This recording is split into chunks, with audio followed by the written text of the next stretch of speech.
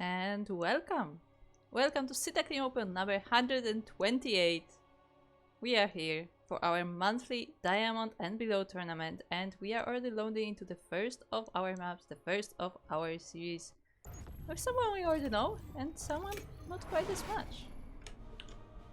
So let us welcome our players here. It is, in the top right corner of Crimson Court, representing Ping Pong Exports. It's ibiree. And across the map we have their opponent. It is the Protoss player, the yellow Protoss. I'm not quite sure from where or what is it. Oh, actually, does it say on the decal?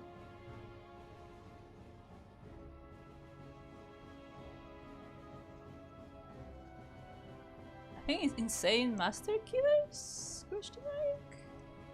It is Nox.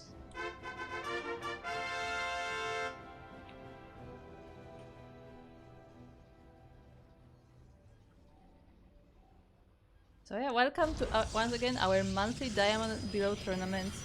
It's one of the two of our amateur tournaments.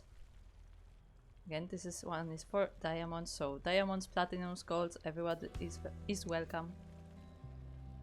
Of course, you need to have the required games because the game requirement is there to confirm the level essentially, because obviously like game adjusts your MMR over time. Yeah, as long as you have the games and you have the rank, you are able to play.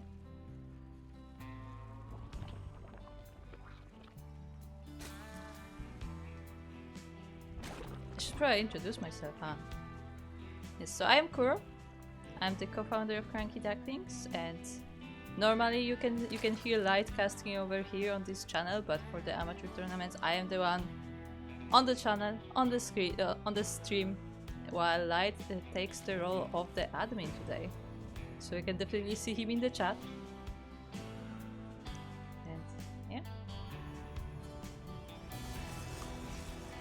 Two of our plays started pretty much standard, nothing too aggressive from either side, it doesn't seem like it. But was even going for an expansion. I mean, he was scouting ibiree pretty well, so he knew that there's nothing out of ordinary coming.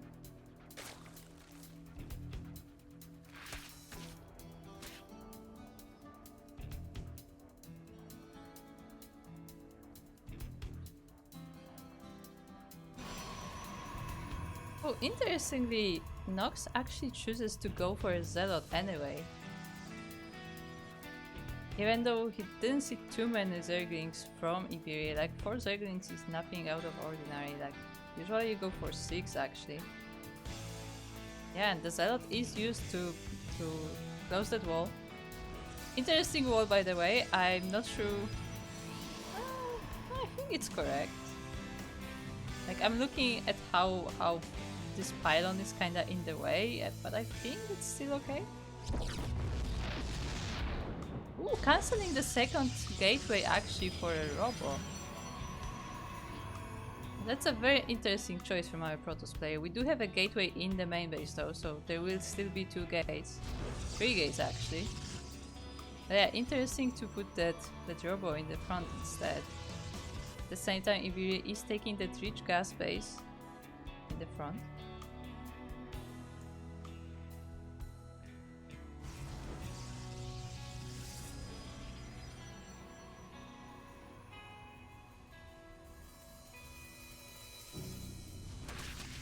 I see Nikachu in the chat. Nikachu, there's nothing to be afraid of.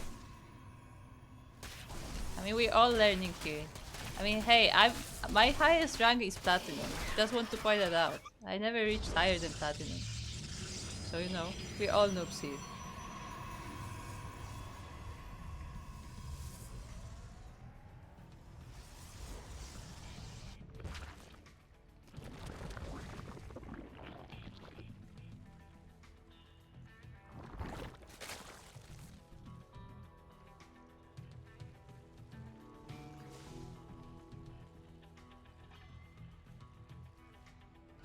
Meanwhile, we have this beautiful gateway flower kind of thingy. That is a lot of gates. We have 8 just in this base, 9 on the front. So 9 gateways, 1 robo, 1 pylon powering all of this. I mean, granted, it's pretty well fortified by all of these gateways, but it's a very interesting opener there from Nox. And we'll see if ibiree will be ready for it. ibiree is currently working on lair, getting roaches, but only started producing those, so we'll see if that will be enough. That said, I mean, Nox doesn't have a lot of units yet. I say yet because, of course, like with that warp piece, he will be able to warp in quite a lot of them.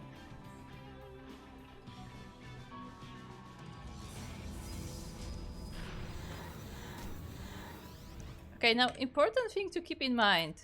Oh, I didn't know I could click it. First thing to keep in mind, there is no Twilight Council, so all of these zealots, those are chargeless zealots, those are slow lots. So this will be just like slow lots, zealot immortal attack. Zealot 1 immortal. Very interesting idea there from Nox. I mean, again, we have some roaches on the other side. We'll see how that goes. These zealots, once again, don't have charge, so they cannot quite close the distance with the roaches. That said, there will be a lot of them. We have 2 immortals now, the second one joined in. We have some stalkers as well. Let's see how it goes. As Nox is moving up that ramp, but ibiree is there to respond. The creep spread is pretty decent, so ibiree is aware of what's going on. Also had that overload there for vision as well, that was since snipe.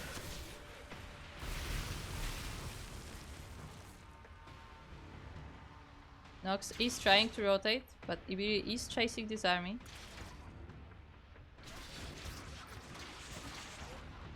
And yeah, looks like ibiree may be actually chasing him all the way back to his base.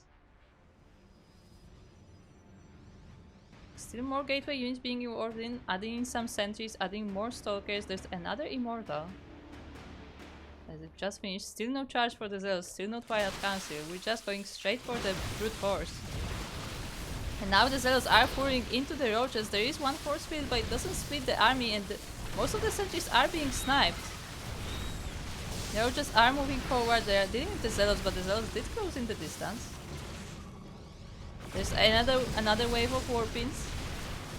Yeah, ibiree needs to kite this if ibiree doesn't want to be overwhelmed by the zealots, because I mean, they don't have charge, but once they're already on your army, it doesn't really matter.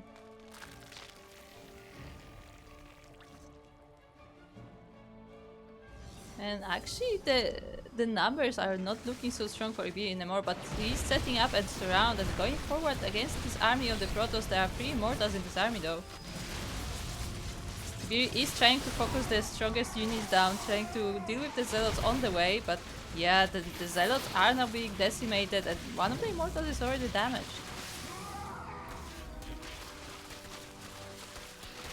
Again, it looks like ibiree will take this engagement. Actually, the immortals are left behind, and all 3 of them looks like will be going down. This Orbis did not save them, and another immortal walks straight into the army of the Zerg. A bit of a missed rally points over there.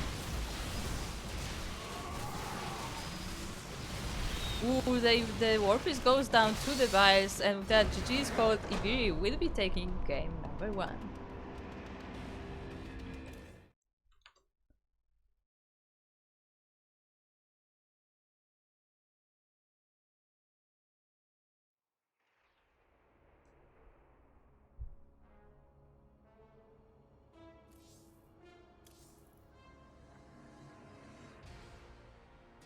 GG is called, and yeah, very nicely played by ibiree. Again, like I will say that every time I'm casting this tournament, vision is very important. Like ibiree didn't know what was going on in the base of Nox. They wasn't quite able to scout, but ibiree did have like the overloads on the map, did have the creep spread, so was able to react to the army as it was rotating around their bases.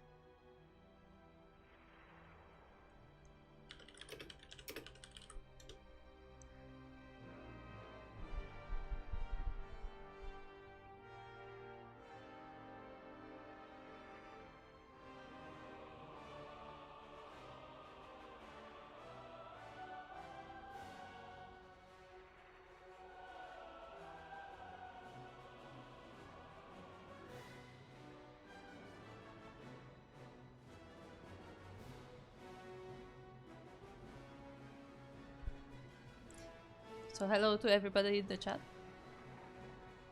As a reminder, this stream is available both on Twitch and YouTube, if you prefer one or the other.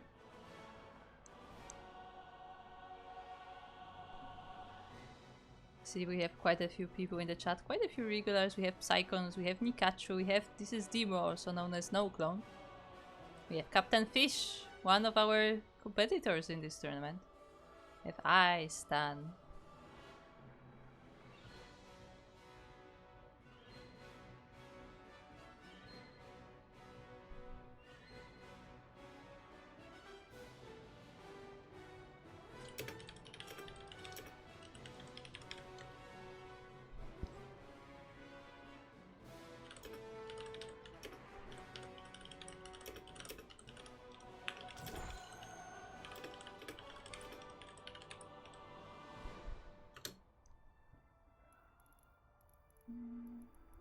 Okay.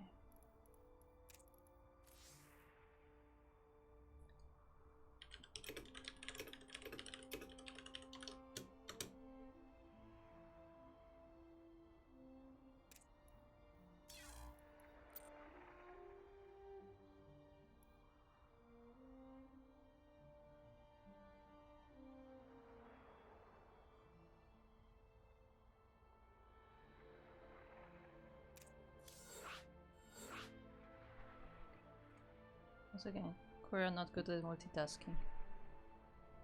When I have to make lobbies, I stop talking.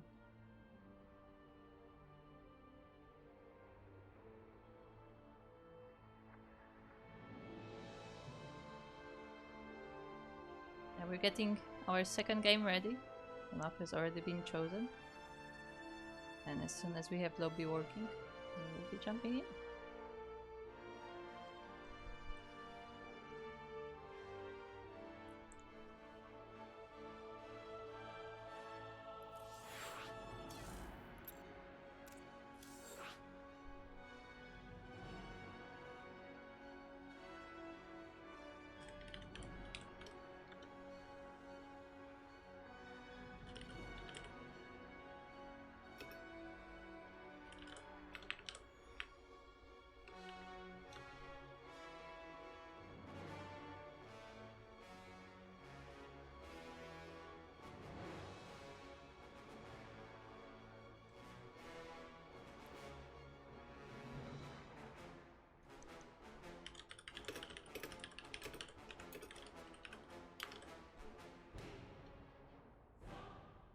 So we might be having a lobby back. No, which happens.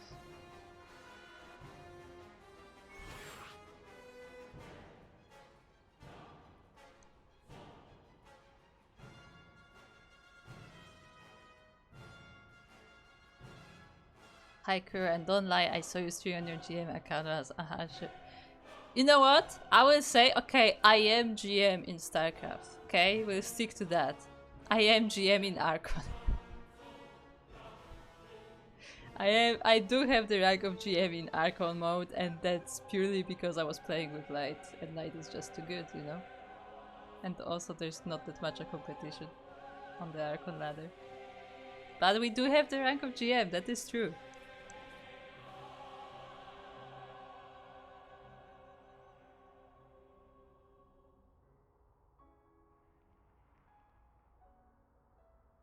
Wikipedia editor GM? No. No shot. Edits per minute. I mean, look. I'm just gonna say, in most cases, not all of them, but in most, like, stuff you would like to put there, like, Wikipedia is very straightforward to edit, okay? So literally any of you could log in and pick it up and, like, you know, start editing tournaments or like player pages. It's when you need like the more complicated stuff, like some, you know, automated statistics or something. That's when things get tricky. But like most of the things on Wikipedia are very easy to edit nowadays, especially with a lot of tools that have been developed over the years. Like I used to have to do everything but like very manually. Like especially changing brackets to different format was a pain, but nowadays it's just so easy.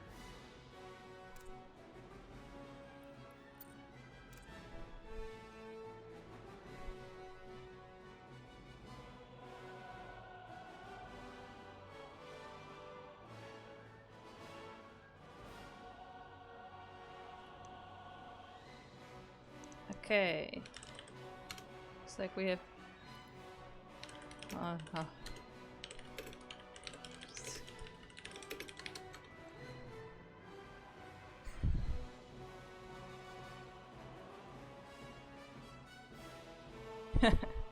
Okay.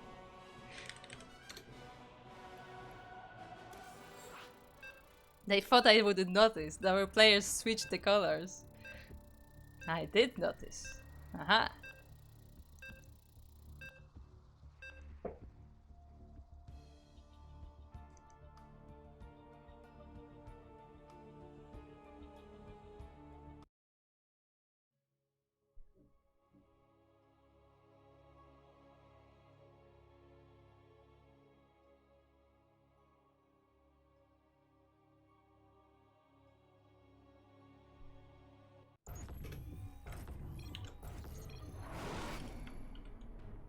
And we have downloaded into the second of our maps of this best of 3 series. We are on Oceanborn, and in the bottom right corner of that map we have the red Zerg player from Big Bang Exports.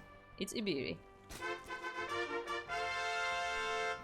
Currently leading 1-0 in this series. And their opponent across the map, it is the yellow Protoss player representing insane master killers, I think. It is Nox.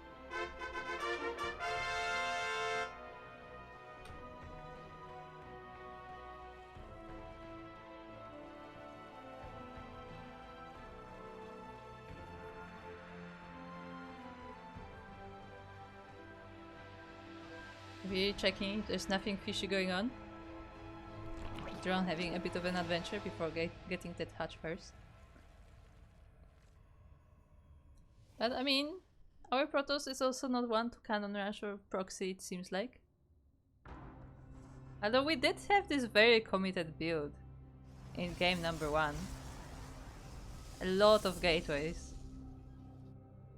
So we'll see if that is something that Nox likes to go for, or if maybe he changes the strategy a little bit. I mean, I will say, like, there were moments where it did look scary for ibiree, so I can definitely see that strategy working. I mean, gateway man, as some people call this kind of Protoss players. Like, the gateway units, like, in big enough numbers can really do some damage, so it's not impossible for this strategy to work.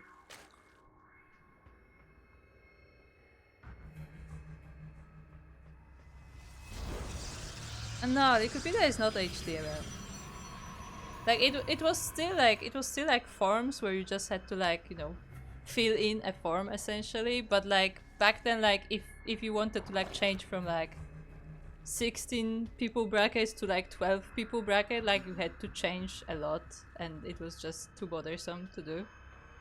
And nowadays nowadays you just change the name of the bracket and just make sure that the numbers of the matches are correct, and that's it. The bracket is changed.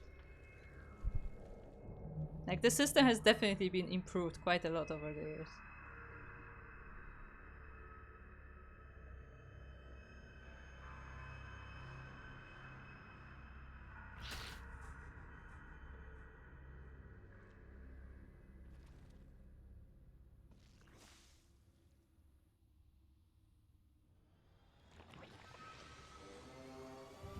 The third hatch from ibiree. But okay, on a serious note, if any of you want to start editing Wikipedia, I mean, I could probably like give people some tips on that. Because I mean, again, like CranKy ducks in general, like, are all about like fostering the community, to put it that way, like helping people contribute as well. So like if any of you like feel like they want to edit Wikipedia but they're just like too afraid to get into the code, like, I can definitely help. Wikipedia also has their own Discord for stuff like that, so that is also an option if you're happy to just join the main server. But like if you're like, oh, you're like too intimidated by all these people you may not know, like, I mean, I can definitely help. As we're going for another gateway flower. .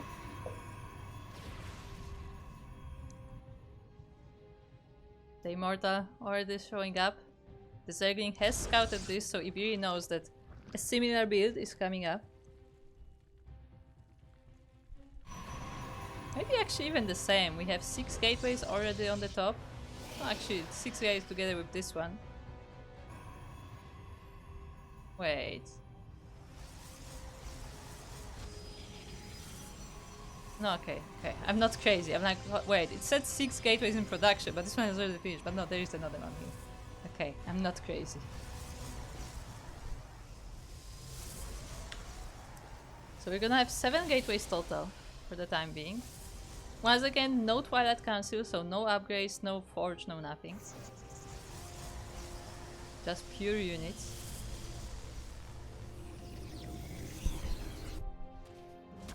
Ooh, the Zerglings did spot the Warpriest though, so the Zealots I have a hard time coming up, but actually the Immortal was focused and yeah, the Zealots were able to finish. I have 2 Immortals and a lot of Zealots over here. Once again, slow lots. There is no charge, and the army of ibiree is not that big yet. But the Zealots are being chased by the roaches. They have a hard time closing in the distance without the charge. But maybe with the sheer numbers, it may be enough to overpower the Zerg.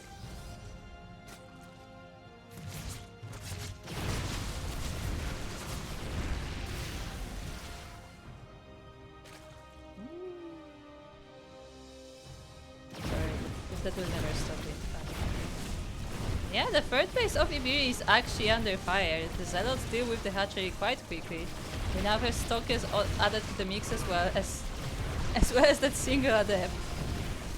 We had that one in the last game as well. And yeah, the Roach army is not that big. One of the Immortals is focused, but it is being saved by a Warpriest. And now the Zealots destroy the Roach army and Nox takes game number 2. We have a tied up series.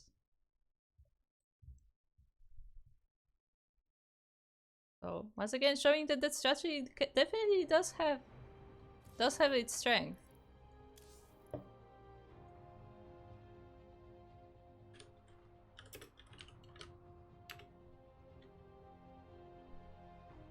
It's very nicely done there from Nox, and again we have a tied up series. We have a 1-1 score in this best of 3. And everything will be decided on the next map, which is a map pick from ibiree.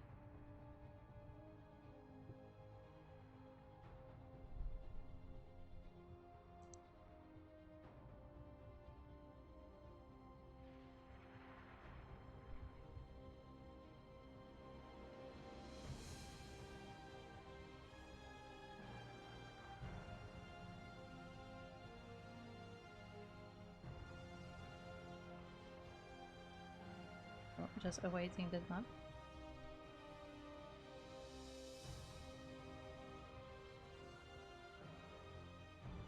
Okay.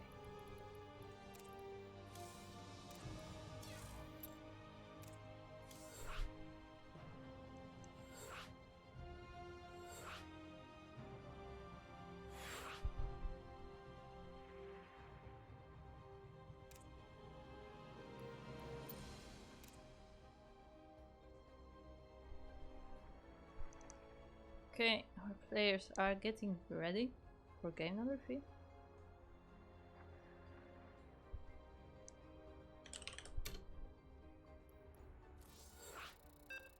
And we are going in.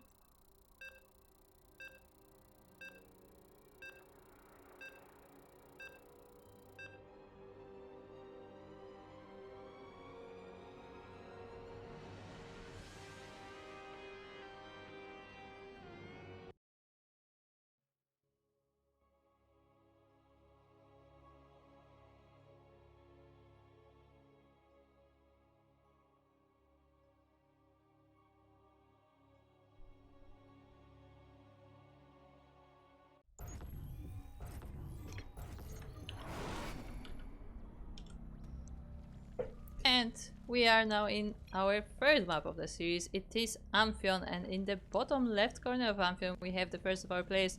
It is representing Bing Bong Exports, ibiree.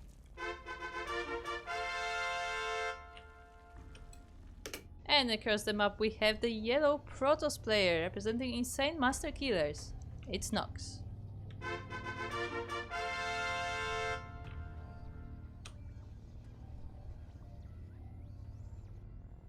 Definitely an interesting map choice there from ibiree.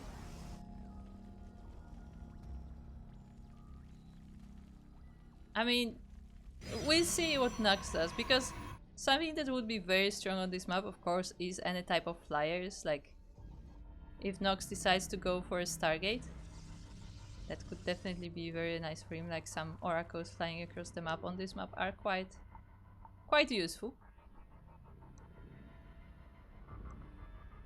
But we'll see if he does, because I have a feeling that Nox really does like that gateway style, so they may choose to go for a ground attack regardless.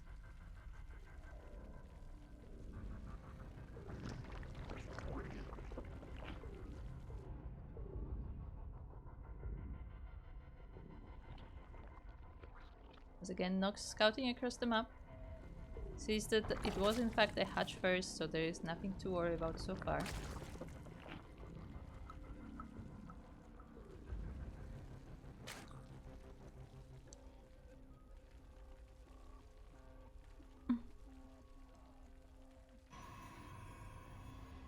And Nox decides to go for a nexus of his own.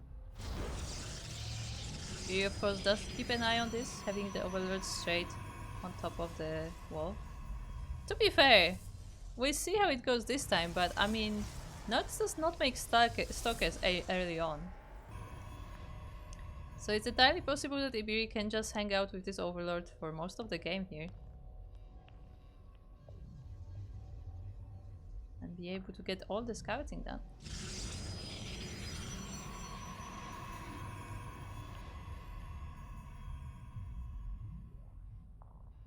Next puts the second gateway in the wall. We'll see if this one will finish, because we have seen him do that before, but it was then switched into a robo.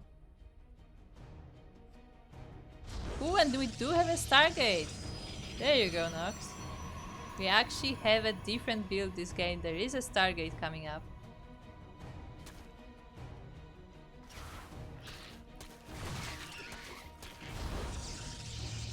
The overlords of ibiree already moved away from the base, so I don't think ibiree is... No, actually ibiree did spot the building, but the question is, did ibiree click on it? Because of course the Protoss buildings, you know, they all look the same when they're warping in. Or most of them anyway. The Zerglings were able to catch a glimpse of the building coming up, but for all ibiree knows, this could be a robo.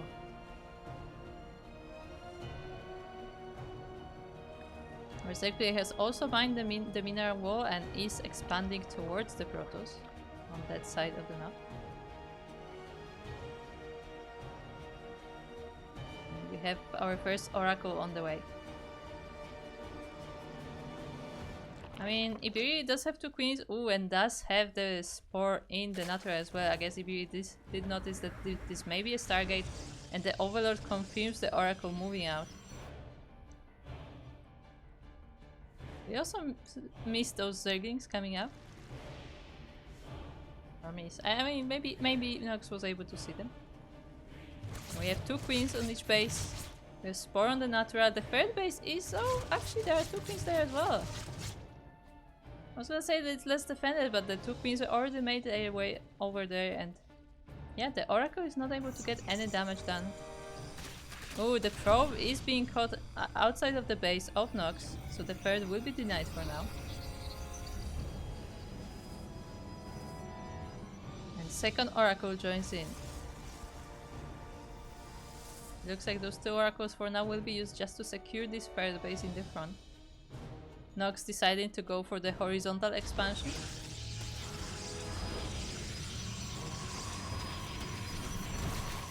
The Zerglings are trying to do their best to deny this base, but there's not enough numbers. And they will be quickly dismantled.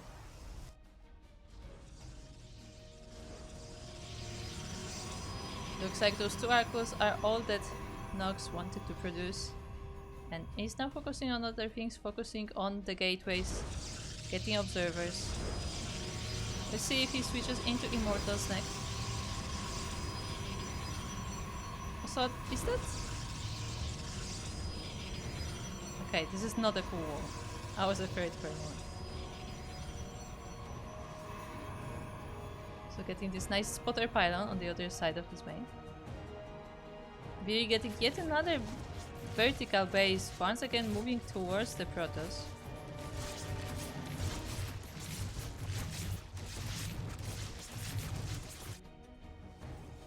Another batch of Zerglings is going across the map, but I don't think they are enough to cause any actual damage in this base. We have a few gateway units here, we have pretty solid defenses, we have a shield battery. Yeah, the Zerglings can only really scout what is going on. And look at that, we have a Twilight Council on the way. We will be getting upgrades this game. There is a forge as well.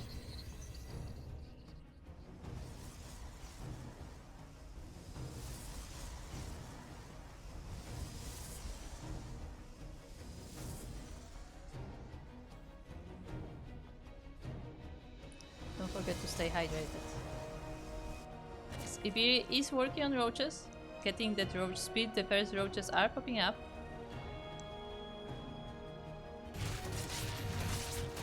Making sure that all the rocks are dealt with on the way.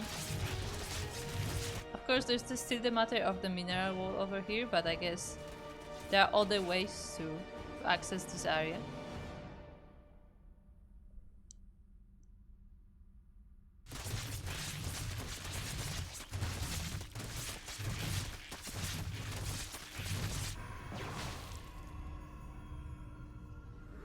And the upgrade that Nox goes for is actually Blink.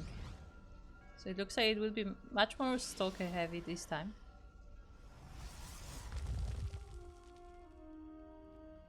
ibiree is this time expanding horizontally on the bottom of the map, so going up to 5 bases.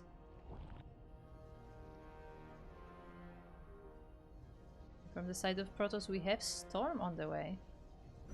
I'm not sure if I like Storm versus this third composition, because it looks like ibiree does rely on roaches quite a bit, and roaches don't care about Storm that much. So this one probe wants to have an adventure.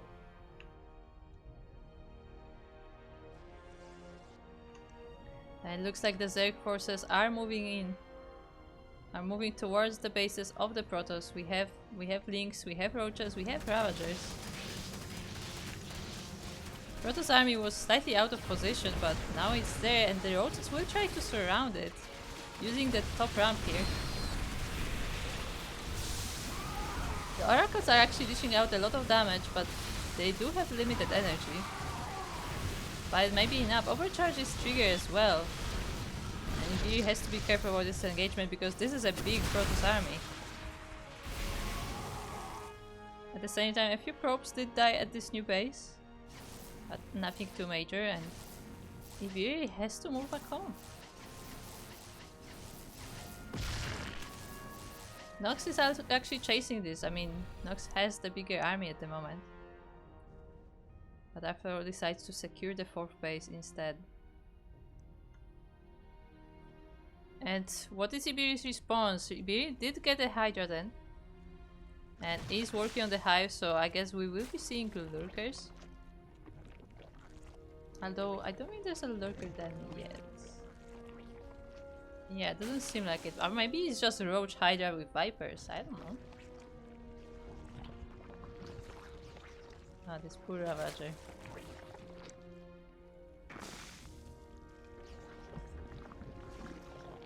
Let him go. Ah. It's so fun. They're not even like morphing eggs or anything. I'm not sure what is going on here. StarCraft, please. We have another base for the Protoss in the top right. So Nox also going up to 5 bases. ibiree has not expanded farther yet. Instead, ibiree is planning another attack. Zerglings are going towards the natural base. Meanwhile, the Roach Ravager is going against the army, but this is a strong Protoss army. The first storm does go down.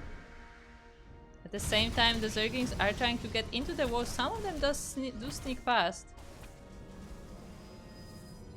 And they go straight for the main base. They will munch on quite a few probes, 10 already down, and there will be more. At the same time though, the main armies are clashing in the middle of the map. A lot of storms are blanketing this roach army.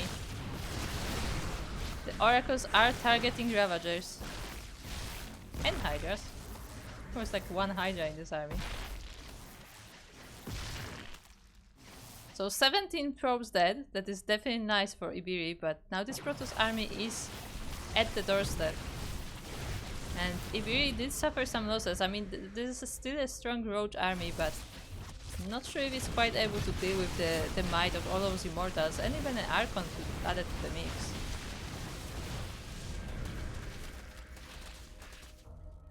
The hatchery did get damaged, but it's not down yet. And we have some Hydra reinforcements, but another round of storms blankets the entire army.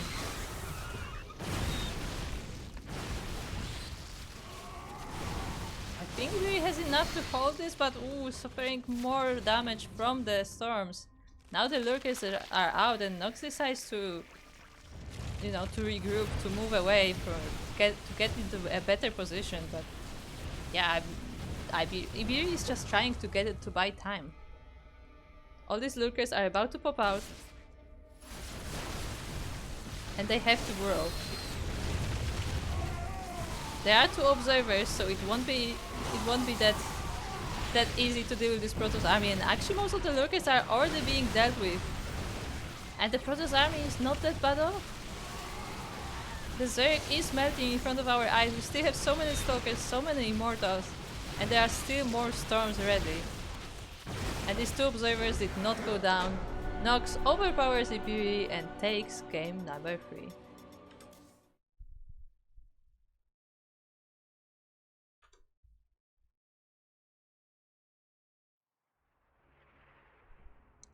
So congratulations to Nox. Well played, and Nox will be taking this series 2-1 and advancing on in our bracket. And speaking of bracket, let us take a look, as I remember that I did not update the bracket on the thingy. Hold on, this is not the right bracket. We'll fix it. Hold on. I knew I was supposed to do something. Let's try now. There you go. Oh, we have so many series going on.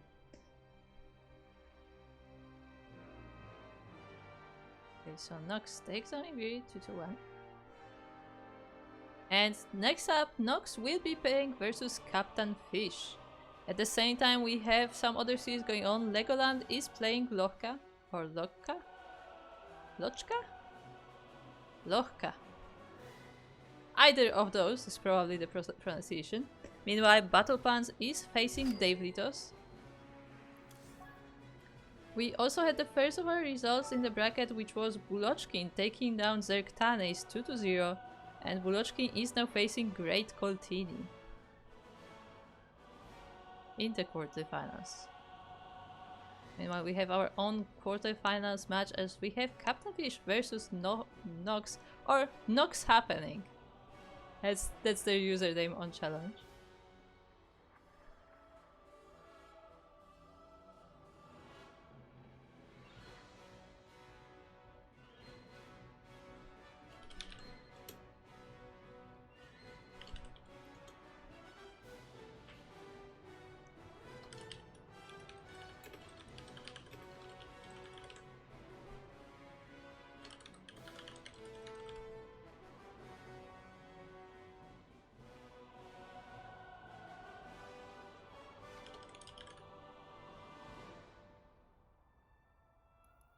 Okay, let me get our map ready, and ooh, we are starting on Dynasty.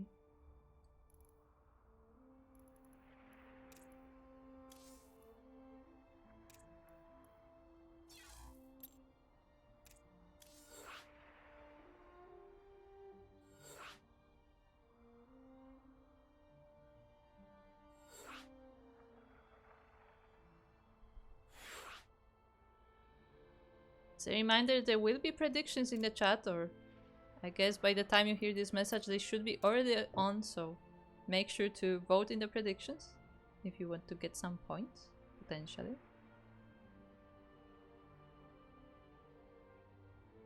Yes, it looks like we are about to be ready for our next series. Once again, shout out to Jado for getting our predictions up and working.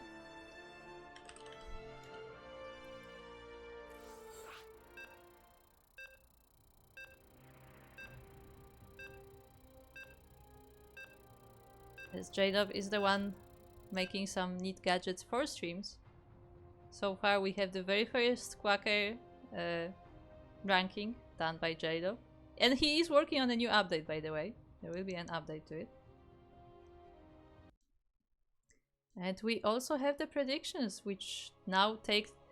Like, this is obviously like not very visible from the side of the viewer, but like for us, like in production, it is very useful because we can now use the casting tool, made by Pressure by the way, to also set up the predictions, which makes our workflow just this much easier.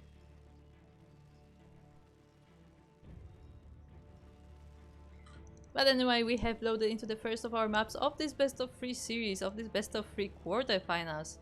And we are now in the top right corner of Dynasty, looking at the first of our players. It is the German Terran player, Captainfisch.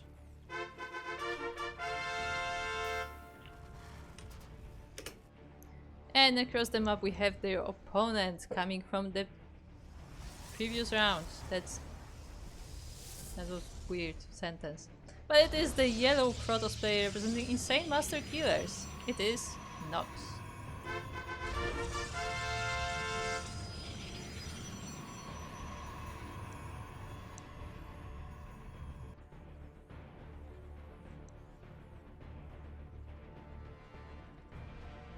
Oh, it looks like Captainfisch is going for that not quite proxy racks, but you know, the hidden racks strategy. We will see if Nox will be tricked by this, or if he is well aware of Terran players doing so. So far the probe is moving across the map and going into the base of the Terran.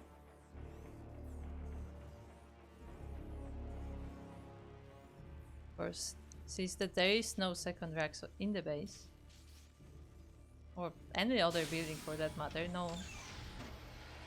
To be fair, there is a depot. I guess it doesn't look too bad, right? I'm not entirely 100% sure on the timings of the Terran. Typically, you would be expecting something coming up.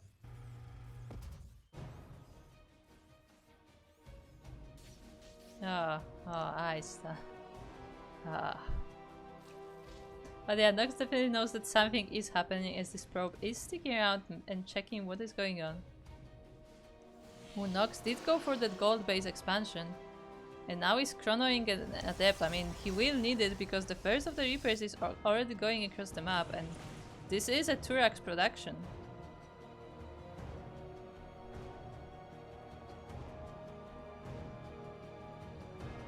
So what Eistan said was, once the voting is closed, the predictions will be the post-dictions.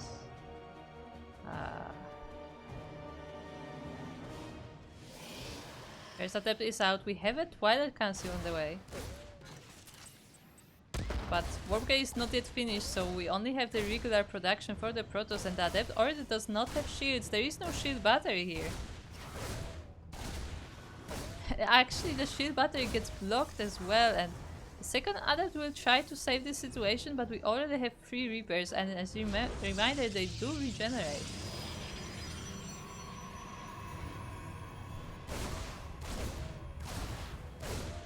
Another adept will be going down, is being focused by the Reapers.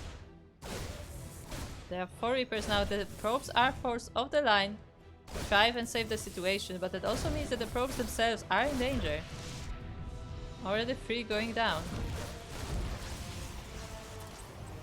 Now the Stalker will help a little bit, but there are still more Reapers coming, and as all of this is happening, Captainfisch is actually double expanding, taking both the gold and the forward natural. So even if Nox defends this attack here, like, Captainfisch still should be very much ahead.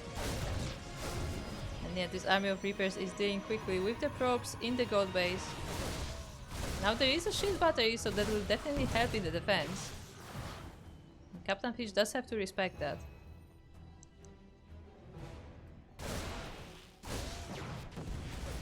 Another Reaper does go down. We're left with 4 Reapers.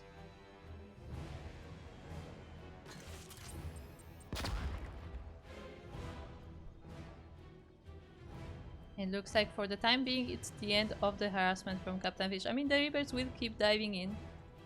Will keep getting like stray probes and the likes, but they shouldn't do too much damage. Oh, this poor scouting probe. He's trying to hide in the bushes. Oh, but once again, this gold base is undefended from this side, and yeah, 3 more probes will be going down. But again, this is not the great commitment from Captainfisch. Like behind this, he has 2 expansions. He's working on production. He's working on Steam, working on combat shield. Yeah, we will have more army coming up.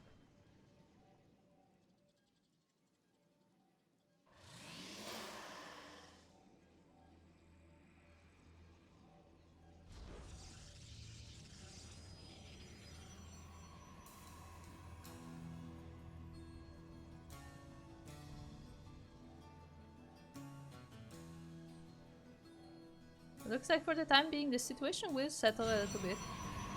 Nox is expanding forward.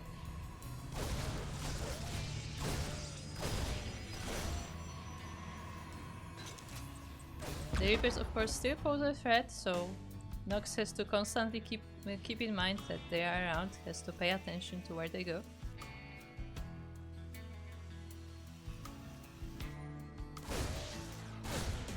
With the shield battery, it shouldn't be that much. Oh, actually, 4 Reapers looks like are just enough to power over the shield battery, and they are able to snipe some probes in the gold base once again.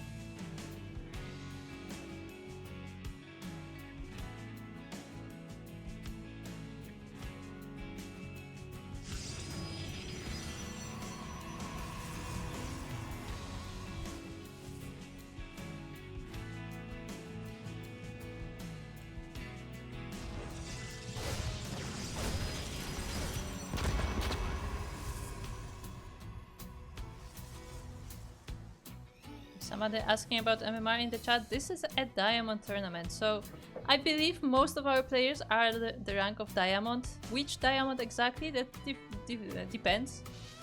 I believe Captainfisch is a diamond 1. He is one of our favorites in this tournament. I'm not quite sure of the rank of Nox, as he is the newcomer here, so Light I'm sure can add that information in the chat.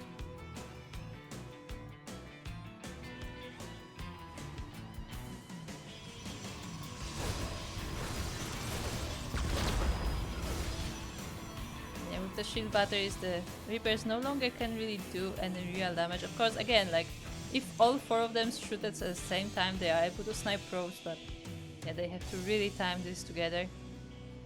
Meanwhile, we have both charge and thermal lance on the way. But it looks like Captainfisch decides that this is time to move out. This is purely bio. We have just Marines, a few Marauders, and Medivacs. There are no factories with this. The first tank is joining the army, and there are more on the way, but this is definitely very bio heavy.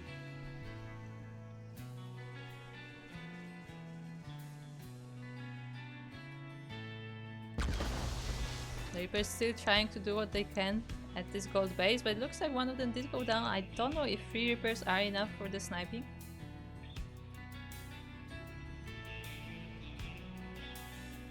But as Captainfisch distracts Nox over at the gold base, the main army is going towards that front natural.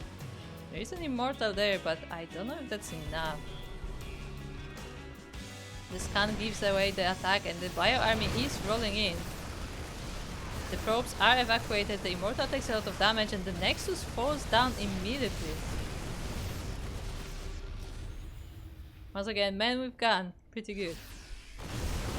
The Colossus is now here to save the day, but I mean the base has gone down and this is still a scary army.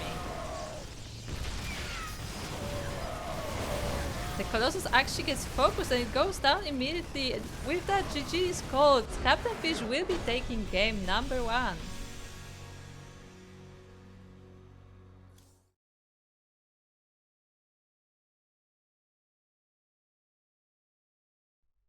Well, that was definitely an explosive way to end the game.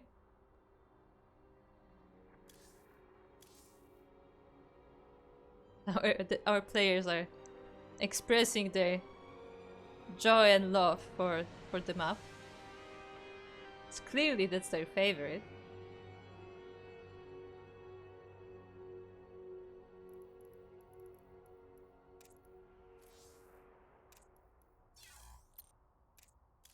I mean, like, we don't get to see these maps too often, so it's nice to like check them out every now and then.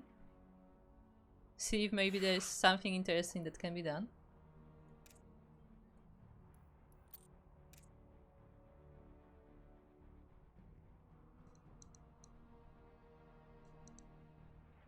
And we already have map number 2 ready.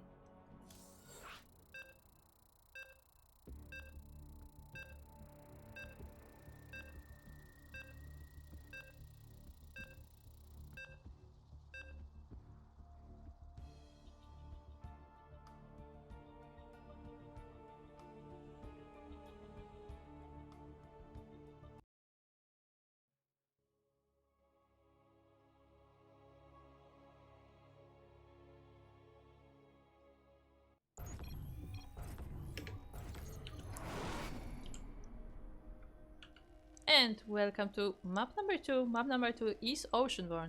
And in the bottom right corner of Oceanborn we have the first of our players. It is the blue Terran player from Germany. It's Captainfisch.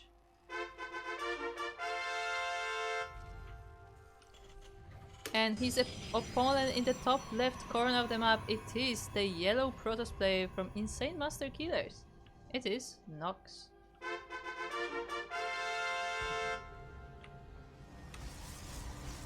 Is it killer or killers? It says killer, but where does the S come from? Because I know there's an S from in there.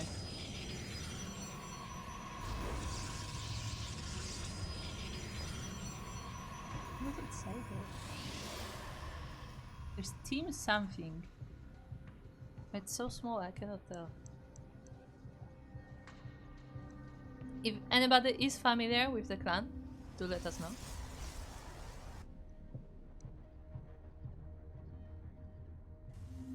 Unfortunately, due to some issues with the Blizzard website, we're no longer able to get the clan names directly.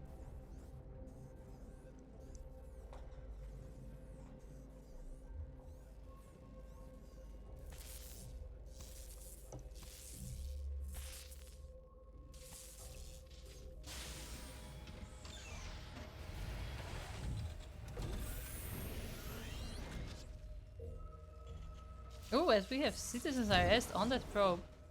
Captainfisch really not wanting all that scouting and harassment going on in his base. And he's going for a 1-1-1, it looks like. Maybe 1-1 with a CC, but we'll see. And this time Nox does not have that scouting probe anymore, so it's a bit more in the dark. And that's definitely gonna be quite painful for him, because we have concussive... Wait... Concussive shells, right? They're shells. Ah, my brain is blanking out. That's not good. But yeah, we will have marauders on the way.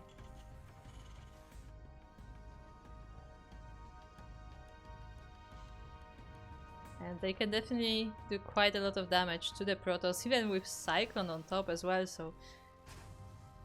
Quite a lot of aggressive power there from Captainfisch, as Nox is just building up, just getting his tech, getting the Twilight Council, setting up that second base.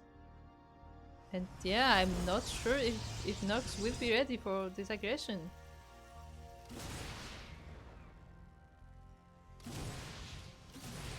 Steam is on the way as well, so this will be Steamed concussive marauders.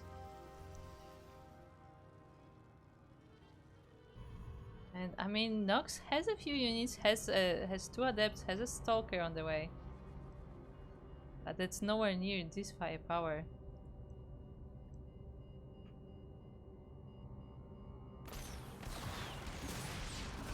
And now Nox sees that slowed down adept and tries to save itself.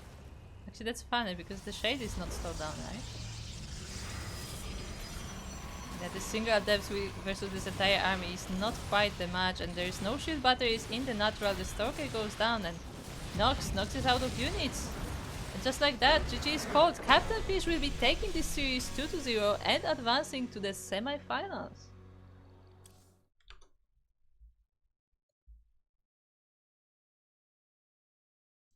Very nicely done there from Captainfisch. Very strong plays. Dedicated aggression. And yeah, it pays off. Captainfisch will be in the semi-finals.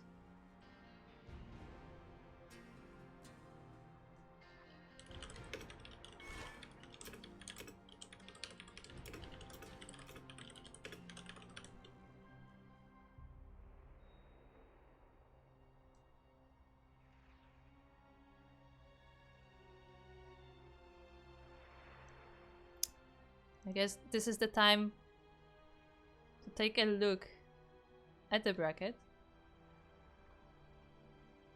We of course have Captainfisch advancing 2-0 into the top semifinals, and he will be facing either SamirDuran, also known as Mar, or Loka. Lochka? Loka. Loka means crazy in Spanish, just so you know. Meanwhile, on the bottom of the bracket, we still have Battle Plans versus Dave Leaders. They're only in game 2 of the series, apparently, or at least that was the last time we got any update from them. So that will definitely be a long series, it looks like. And HollowGhost is still waiting in the quarterfinals for his opponent. Meanwhile, above we have GreatColtini taking Bulochkin 2-1. And GreatColtini is now waiting in the bottom semifinals.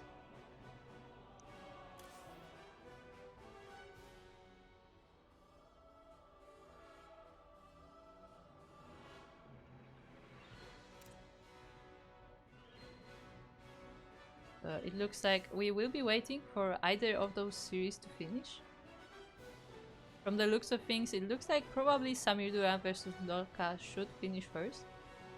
So I assume we will probably go into the top semifinals first, but we will see. Looks like all of them are in game for now.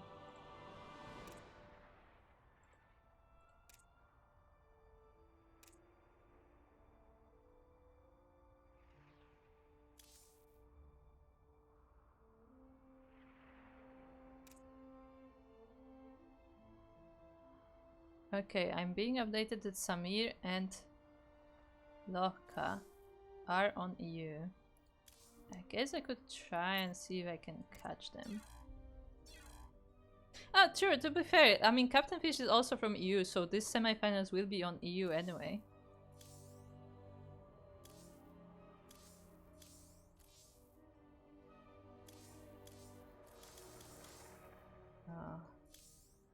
Don't you love when the StarCraft chat is bugged and you cannot like make the window smaller? Boy, do I love that.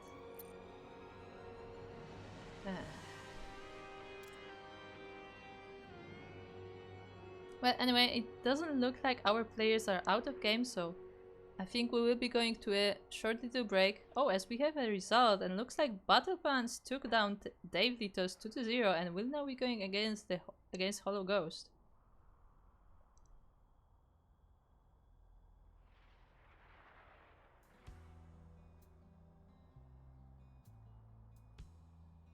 Yeah, I think we will try to wait for SamirDuran and Loka, and if we can catch them, then we will be having that series, and if not, then we will going straight into one of the semifinals. So, see you right after this break.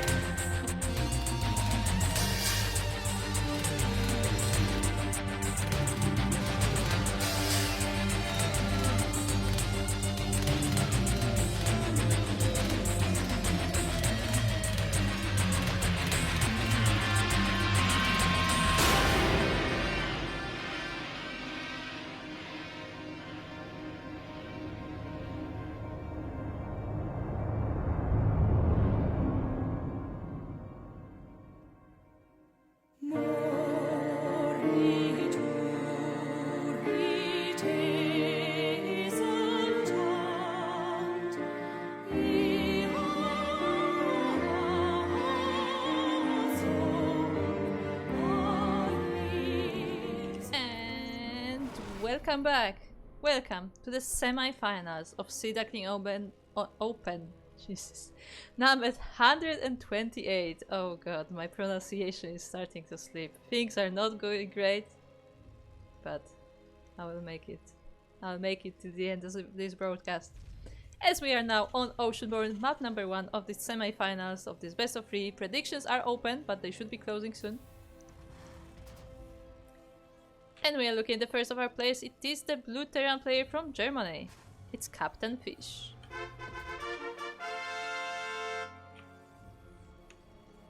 And across the map we have their opponent. It is the red Zerg player from Platinum Heroes, as I have learned recently. It is SamirDuran. Ah, he may be Duran, but he still has that hybrid portrait. For those who don't know, SamirDuran was previously known as Mar, and Mar is a name of a hybrid in StarCraft 2. He later then switched to SamirDuran, another name known in StarCraft. We already had the discussion before, but I don't think SamirDuran is mentioned by name in StarCraft 2, but it is being said that he is Narud. SamirDuran is more of a StarCraft 1 hero. Had quite a role over there. And for those who don't know, SamirDuran has a very specific way of playing this game. SamirDuran the player, I mean. Oh, and it looks like Captainfisch is trying to prevent that style specifically. Because what SamirDuran does... Ooh, as Captainfisch loses the battle, SCV does go down and the hatchery will go up. But as I was saying, SamirDuran likes to go for pull first into 2 hatcheries, 2 expansions without gas. And Captainfisch, knowing that, like, if you were in the chat, Captainfisch was actually saying that he doesn't want to play SamirDuran again. He has bad memories of the last time they met. But unfortunately for him, that is exactly who he is going against. And Captainfisch was trying to prevent that style coming from SamirDuran, but wasn't able to. And we have slow links actually in the base of Captainfisch. The wall was not finished. This Reaper has to be careful to not be cornered. Those are of course slow links, so they shouldn't catch up to the Reaper anytime soon. At the same time we have the Reaper of Captainfisch across the map. But there are no drones on the bases yet. So yeah, those Ducklings will be mostly just a nuisance here. They shouldn't be able to catch up to the Reapers if they are being microed.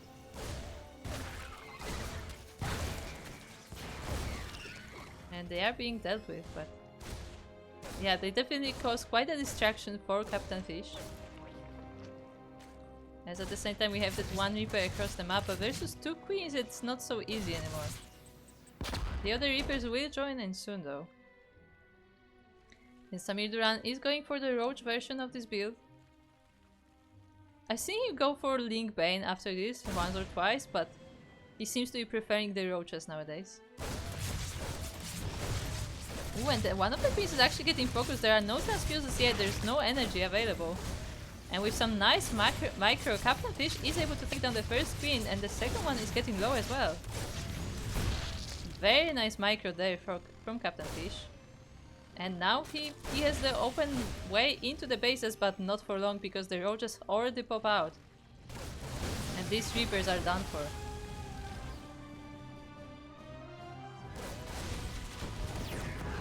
There are more Reapers and Hellions coming up, but the Roaches will be chasing them down.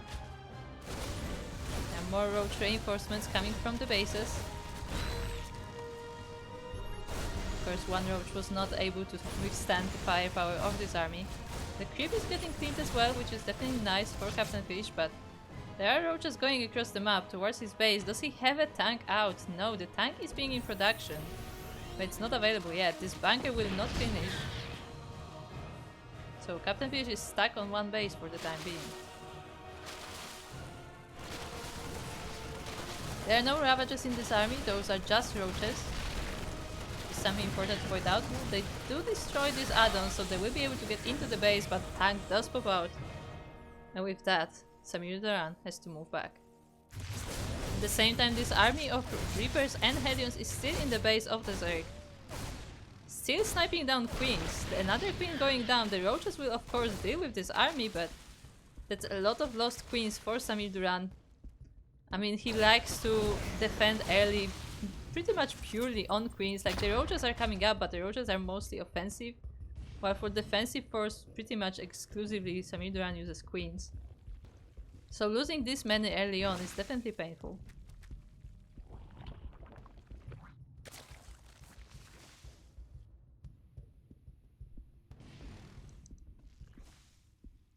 And yeah, looks like for the time being, things have calmed down.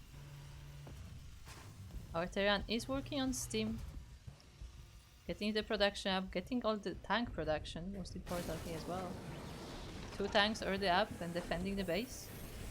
Meanwhile, SamirDuran going for Baneling Nest. So we are switching the plan a little bit. It's not going to be roaches after all.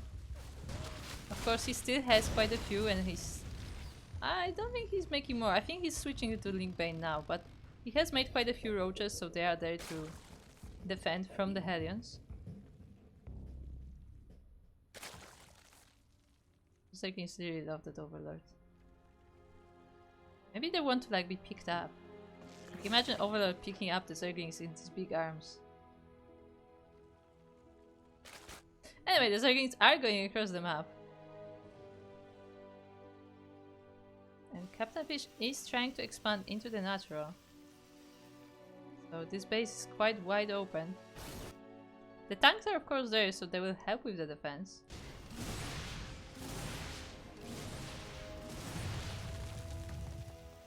It's a nice spot for a tank as well.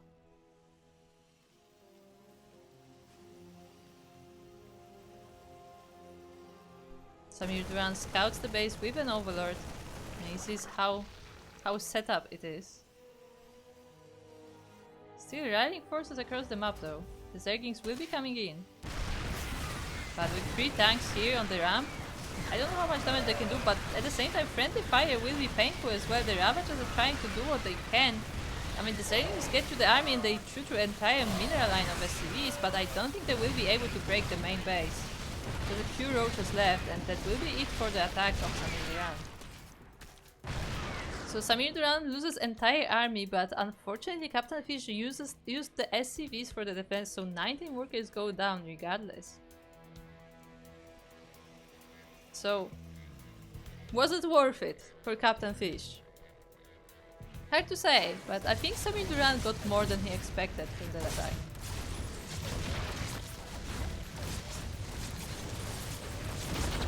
Well, there is harassment going on here from Captainfisch, but actually does not focus the drones, and a lot of them are damaged, but not a lot of them die. SamirDuran just expanding, building up the army back up.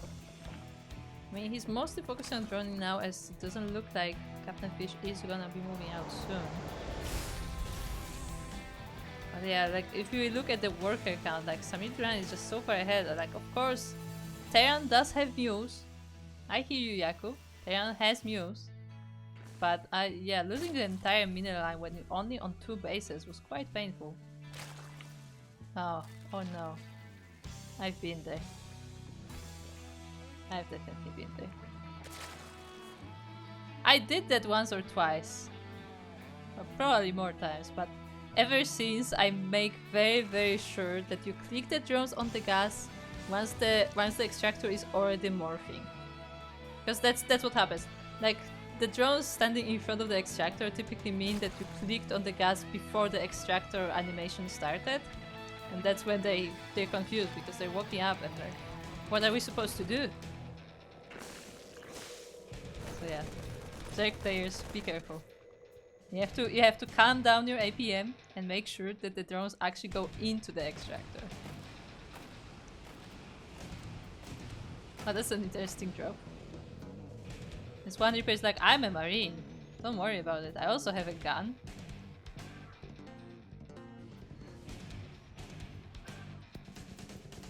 And meanwhile we have Link Bane rolling towards the bases of Captainfisch, but this drop is being scouted. It looks like SamirDuran focuses on the defense instead, but yeah, hesitates a little bit. But also gives a lot of information to Captainfisch. He has seen the entire Lingbane army and he should be able to, you know, prepare for it mentally at least. Of course, like, there's only so much you can do with this very marine heavy army, but at least he knows he has to split or snipe this against these banelings.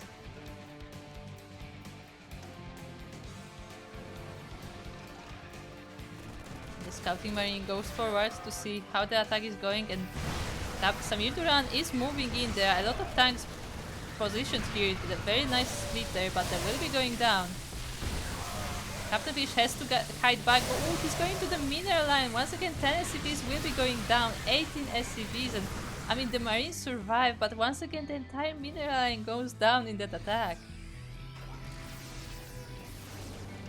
Like, I understand that, you know, the mineral line is a very nice choke point to use, but yeah, it looked like Captainfisch unwillingly, accidentally, unintentionally, that's the word I'm looking for, unintentionally brought the entire Baneling army straight into the workers. We have more Banelings morphing. They're not quite ready yet, so Captainfisch has a little bit of a window to go forward.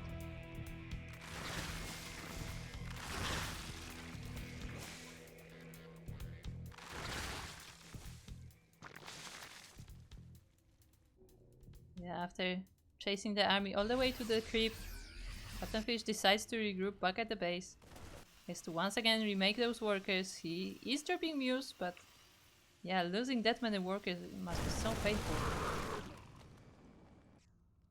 And another Lingbane army is coming in. I'm not sure why SamirDuran is going still for the natural. The third base would be a better target, but the army is there, and this time the tanks are enough. The Lingbane is not able to break through. At the same time, SamirDuran is taking another base at the top. Currently up to 5 bases with that one morphing.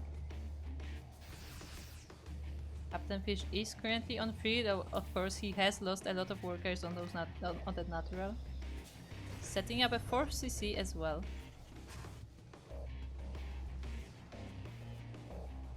And once again moving out with this bio army. This time have some tanks for support as well, but one of them is already damaged.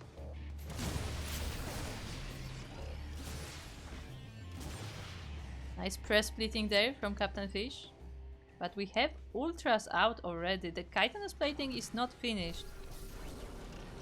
But regardless, ultras will be quite scary, and I think Captainfisch is seeing them? Yeah, just barely. They are in scan vision.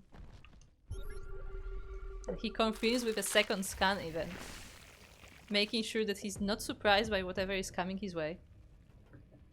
I feel like ultras have been getting more popular lately again. For a long time we have not seen that much of them in this matchup, but like they were there, but they were more like, I don't want to say a gimmick. It wasn't as far as a gimmick, but like most players weren't going there. Like lurkers in general were like more interesting to Zerg players. But I feel like it's been a bit of a return for the ultras lately.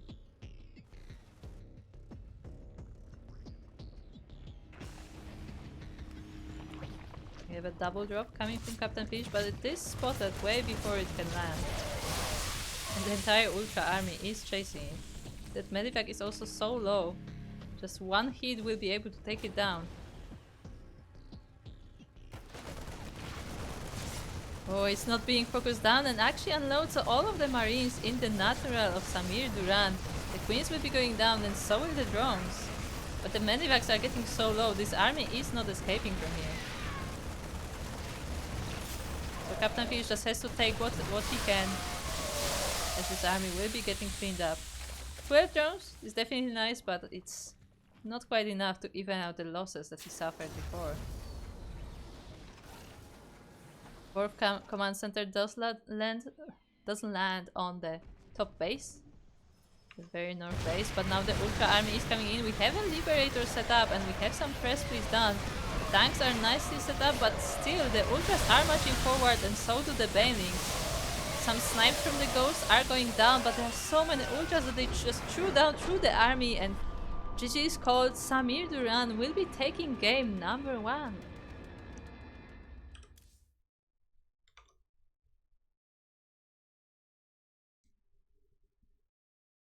Yeah, once again, I think those losses of SCVs really hurt Captainfisch in the long run. And in the end, it was difficult for him to make big enough army to oppose SamirDuran again and again. As Duran would be remaking those armies, he would be making new waves, and yeah, our Terran player was just eventually overwhelmed by the sheer numbers of the Zerg army.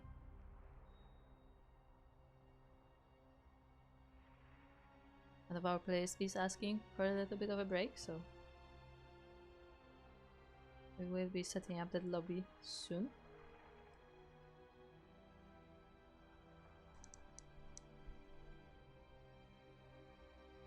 How are our predictions going? Oh, okay.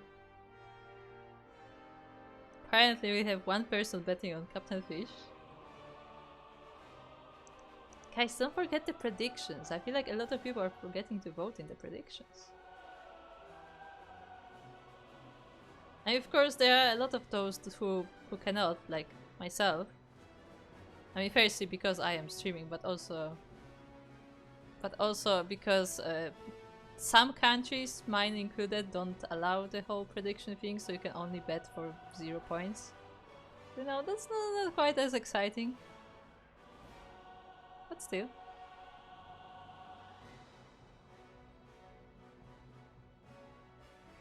Muppet saying, Kuro casting, that's a rare treat. I'm casting every 2 weeks on this channel.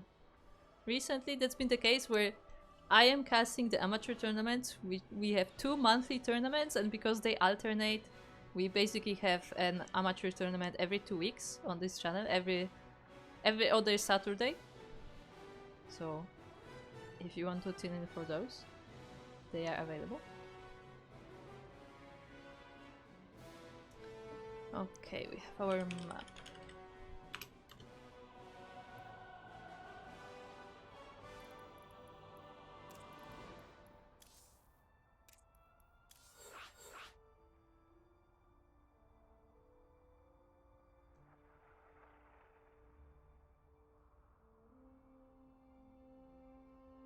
So if you are interested in amateur tournaments to play or to watch, then they are every 2 weeks, every other Saturday. I think it's Saturday for every time zone, right? Yeah, I think even Americas is in Saturday by this time. Like it's early morning in the Americas. I mean, yeah, we had some players from the Americas today actually, and they were saying that they are starting at 5 AM. So that is a bit rough.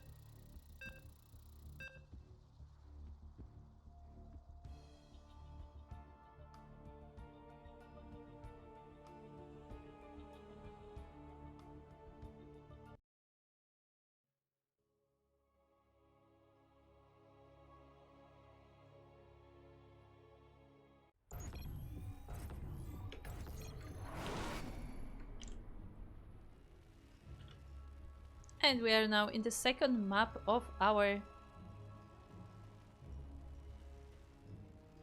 Hold on. Kuro's brain is having a breakdown. Are we on the map? Are we in the map? We're on the map, right? What do you say, in the picture? Or on the picture?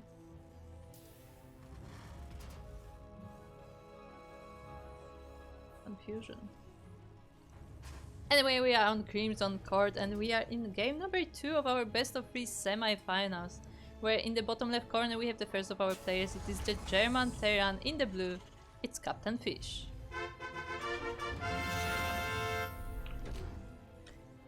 And across the map we have the red Zerg player representing Platinum Heroes. It's SamirDuran.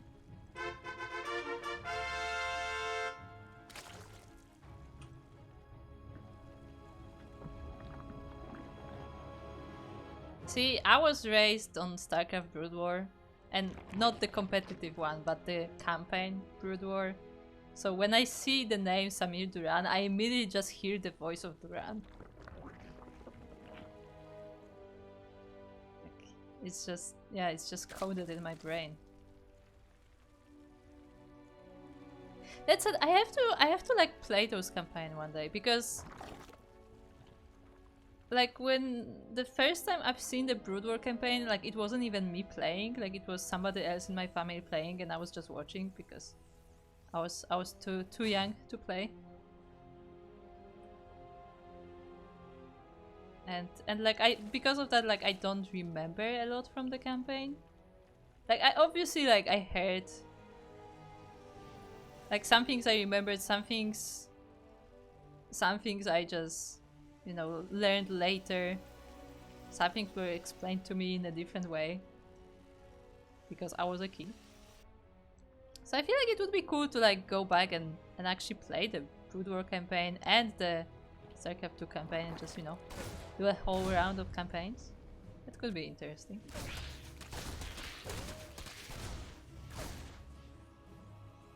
Anyway, Captainfisch opting for that barracks hidden on the back of the mineral line, and because this time the wall is solid, SamirDuran is not able to get in with the links. Not able to scout that. Captainfisch expanding on the high ground as well, knowing that those links would be coming.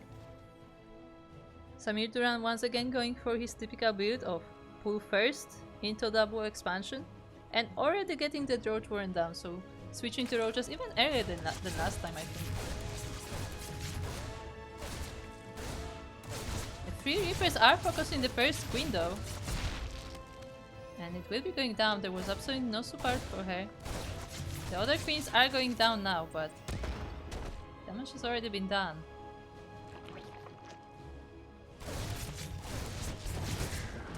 Actually, Captainfisch does not pay attention. One of the Reapers does go down, the second one is badly damaged at this point. So he has to be very careful, but we're even getting a transferring drone, so that's very nice.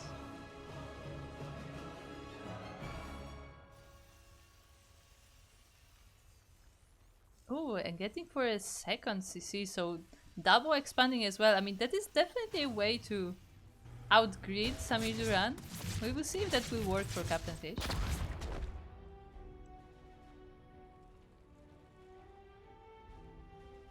As a reminder, there is no starport yet, and the factory only just finished, so those are very early command centers. Like, seeing one would not be that shocking. Even seeing the second one wouldn't be that unusual, but I think it started even before the factory did, so yeah, quite greedy. And again, that may be the way to do it. Oh, that one's egging. Ah, it got an SCV. I see him go. But yeah, now the Queens are there to protect the bases of SamirDuran, so Reapers won't be able to get in anymore. Captainfisch is preparing another attack. He is making man with gun. The Marines are coming. The steam is almost done. They should be ready for an attack soon enough. I think I ever completed the campaigns without cheats back then. I did that as well. Yeah, I remember playing some maps with cheats, definitely. I feel like cheats were way easier in StarCraft 1 as well, because there were actual words. Like, cheat codes in StarCraft 2 are way more complicated, which is a bit sad.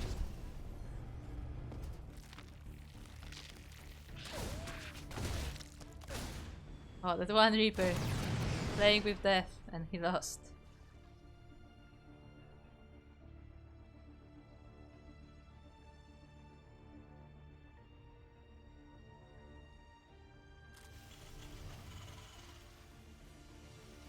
Oh, the September emote is still there. That's good. Now SamirDuran is moving out. We have Zerglings and Ravagers this time on the menu. No roaches actually. All the roaches have been transformed into Ravagers. And because the factory was so late, there is no tank yet. Ooh, one of the tanks is actually queued, but it is supply blocked and it is stuck in the QE. So there are only marines to defend this push. There is a bunker, but how much can it do?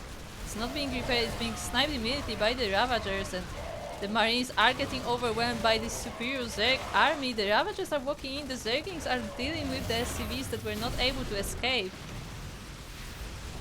The Bias destroy the wall, and SamirDuran will be taking this series 2-0, moving on to the finals of Sea Duckling Open.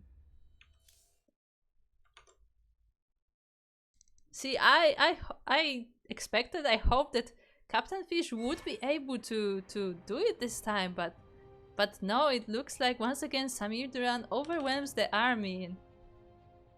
Yeah, crazy. 2-0 score, and we are going into the finals with our Zerg player.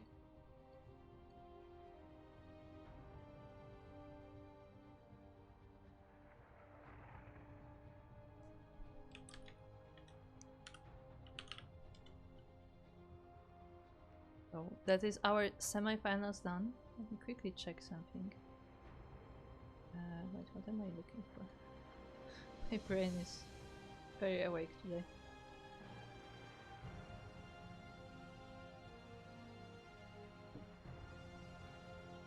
That is true. As Light is saying in the chat, I have been solo casting SDU and MSO since the beginning of the year. That is true.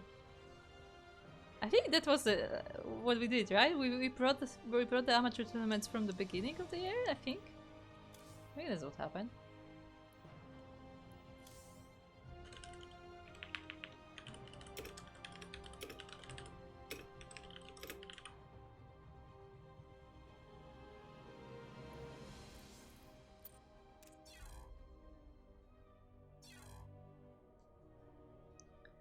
Yeah, let us take a quick look at the bracket.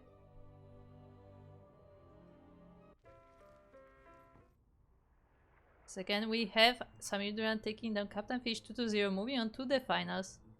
And in the meantime, HollowGhost did defeat BattlePants 2-0 as well. And we have our other semi-finals. It is GreatColtini versus HollowGhost.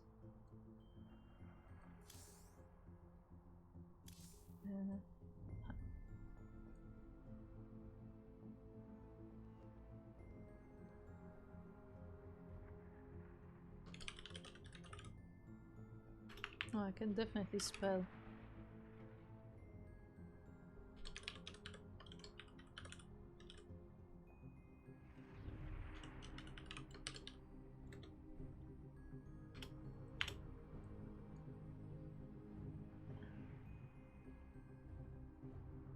Okay.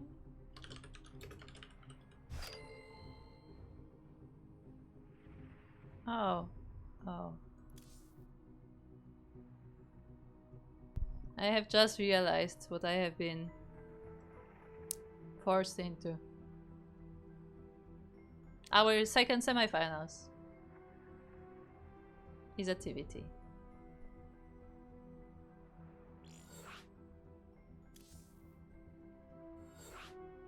Oh, as I just realized, hold on.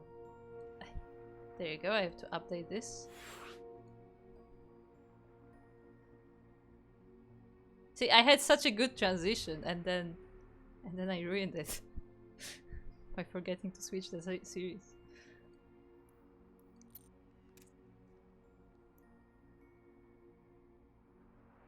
Okay.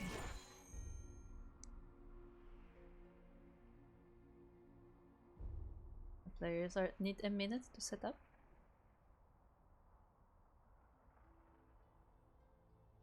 Captainfisch saying the chat more nightmares. Oh no.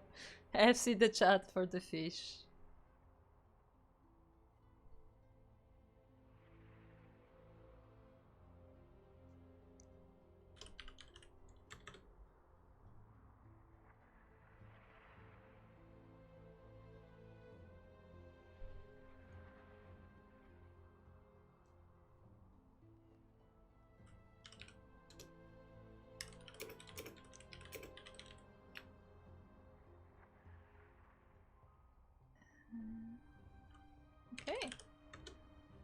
Both of our players are ready. Let's go.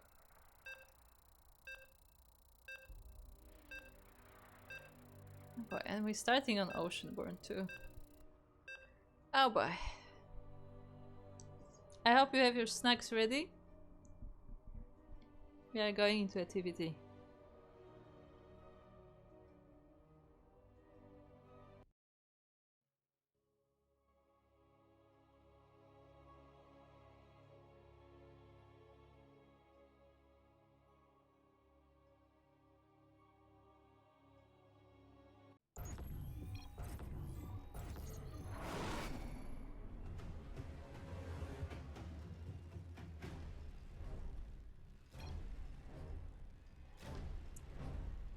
Oh, good.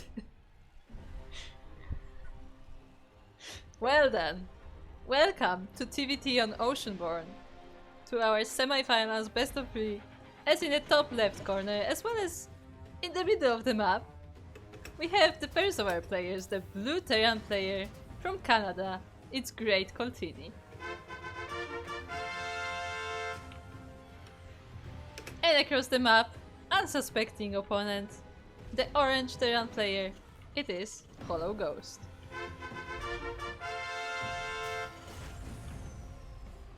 Well, we're off to a strong start, I will say. As we have barracks across the map from GreatColtini. 2 racks, in fact. And yeah, we'll see. You see how it goes. Actually, HollowGhost is scouting. But he is scouting his third base. Will he go all the way here? Ooh, he is going this way. Will he see it? Will he see it? He does see the 2 racks. So I think HollowGhost has been proxied before. Is careful about this. I mean, look, a lot of people don't like mirror matchups, so this is not surprising. And yeah, one of the barracks is actually not being finished. So even if it is eventually completed, that does delay GreatColtini quite a lot. And he just puts down another axe. Yeah, just going for 3 axes from here. And we'll see how it goes. I mean, we already have bunker on the way for HollowGhost. We have the first repair almost done.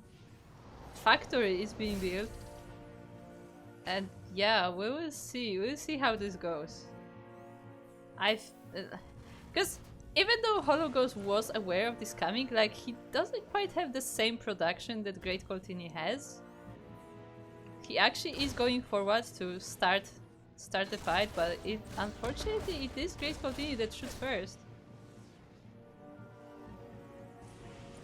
The marine is out, and there will be more marines coming. The bunker does finish, and yeah, we'll see how it goes.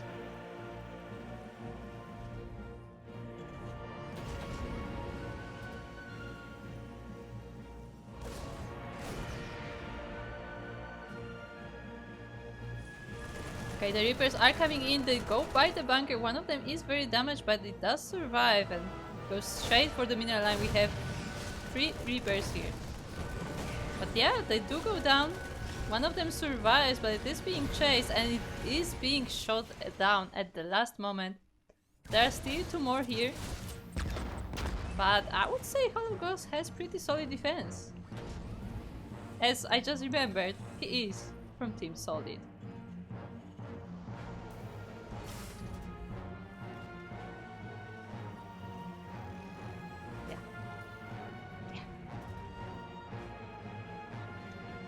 Looks like GreatColtini is very committed to this strategy as he is setting up a bunker. I mean, look, it's really hard to transition for a proxy like this, so I guess he wants to commit to this for as long as he can.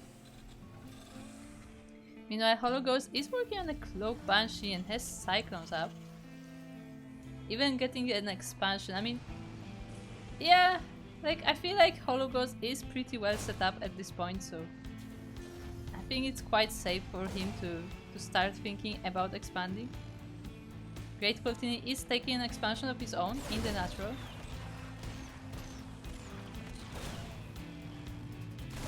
And HollowGhost will be trying to deal with this siege on his base right now.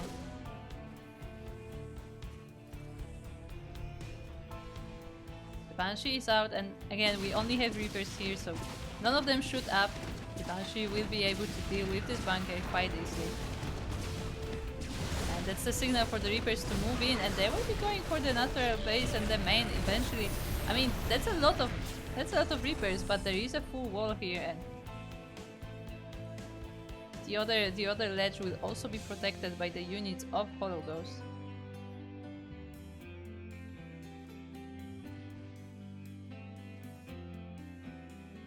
So Captainfisch is saying that he may get 2 Masters before the next Sea Duckling Open, so would he be able to play in it? There's still Masters 1 open for him also, of course. But yeah, we will see. Also, Captainfisch is saying, I'll go watch my games and see what crew had to say. I am Platinum. Just want to point that out. So, you know, take my advice with a grain of salt. I am Platinum. As the Banshee goes across the map, it is cloaked, there is no detection so far, there is scans, but scans only. The GreatColtini is now putting down that turret to be protected from the Banshee. But the Banshee denies the turret. And it looks like GreatColtini will be suffering more losses. The Cyclone is very low already. The turret does go online, but the Cyclone goes down, so does the Banshee though.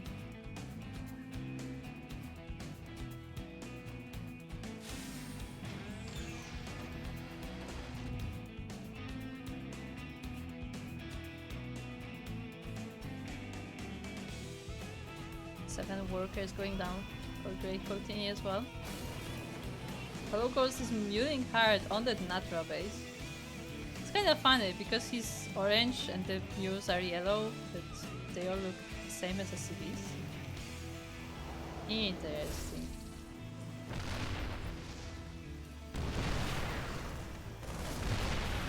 Reapers are trying to come in, but now there is a tank. And GreatColtini knows that he cannot really catch up. GG's out, and HollowGhost will be taking game number 1. Oh, have I not started predictions? I thought I did. Well then.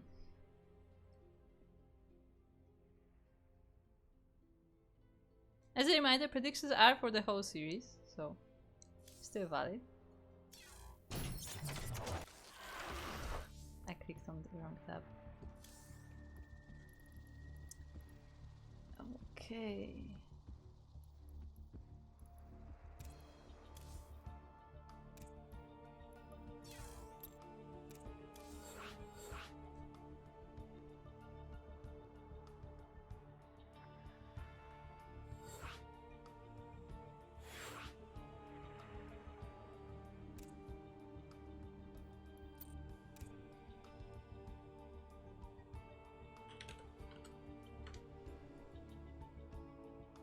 Okay, we have our second map prepared.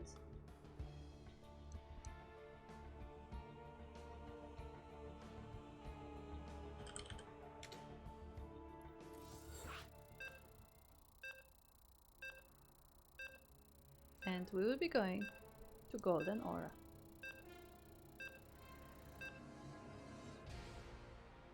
We will see if GreatColtini once again wants to be aggressive, or maybe we will be getting a bit more of a macro game this time.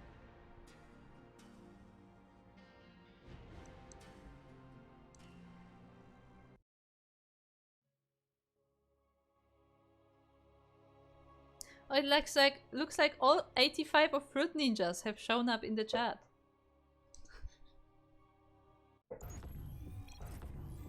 For those who did not watch that cast, I don't know if I want to say I would recommend it, but we had a lot of fun with the names of Fruit Ninja, also known as Tricky.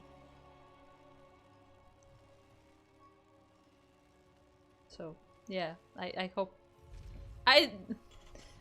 you watched it, but also why would you watch it? Never mind. Anyway, we are now in game number 2 of this semi-final series on Golden Aura. And in the bottom right corner we have our orange Terran player representing Team Solid. It's HollowGhost.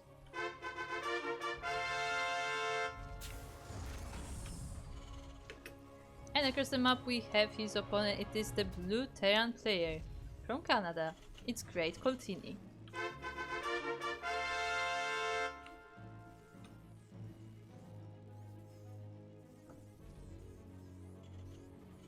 Looks like this time both our Terran players are building their racks at home. HollowGhost once again scouting around. Seems to be very careful. Probably has been proxied on the ladder before.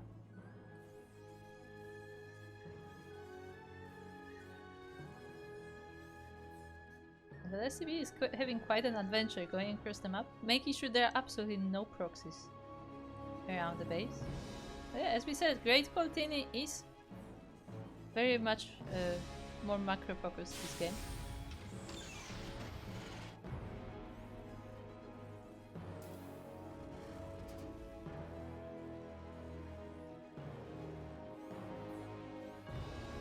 Slight build order changes between our players. One of them, I mean, GreatColtini choosing the factory before depot, while HollowGhost doing the opposite, but more or less, you know, very similar strategies. HollowGhost also puts that depot like all the way across his main base plateau, main base area, to make sure that he is aware of anything fishy going on there, on the edges of his base.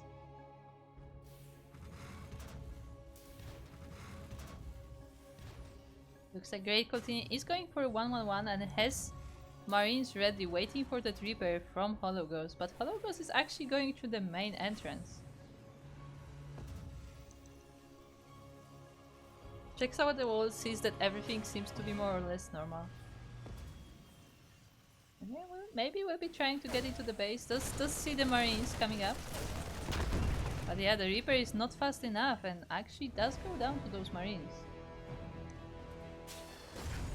My GreatColtini is going for full aggression. There is no CC in the inside.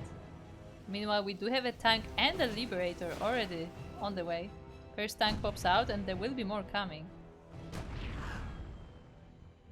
HollowGhost does see the tank with the Reaper.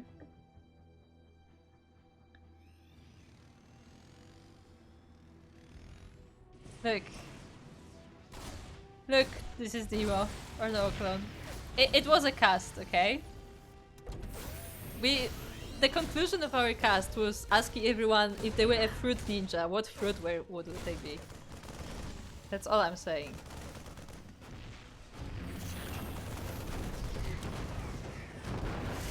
For those who don't know, I would be the peach. I'm the peach ninja. Anyway, we have GreatColtini now sieging the natural base of HollowGhost. HollowGhost was busy harassing across the map, but it didn't really work out for him. Now this bunker is sieged, the SCV was destroyed already and there are only 2 Marines inside of it. The Liberator is sieging on top of the ramp as well and destroys the tank of HollowGhost. Very nicely done. The Viking will help with the defense there, but yeah, there's not a lot of firepower from HollowGhost. The SCVs are being pulled off the line, but the second tank of GreatColtini joins in. The Liberator is destroyed, but with 2 tanks over here, 12 workers going down, and Marines are streaming in. The Viking is forced to land to help with the defense. One of the tanks will be destroyed, but HollowGhost has no more units. There are some in production, there are these 2 Marines, there is a tank, but even if they finish, this will not be an easy defense.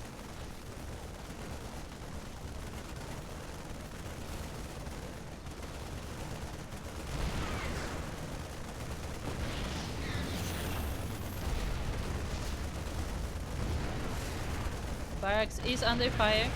It will be eventually destroyed, and the tank of HollowGhost is sieging up, so these Marines cannot stay on top of this ramp really. But GreatColtini is very successful in this siege.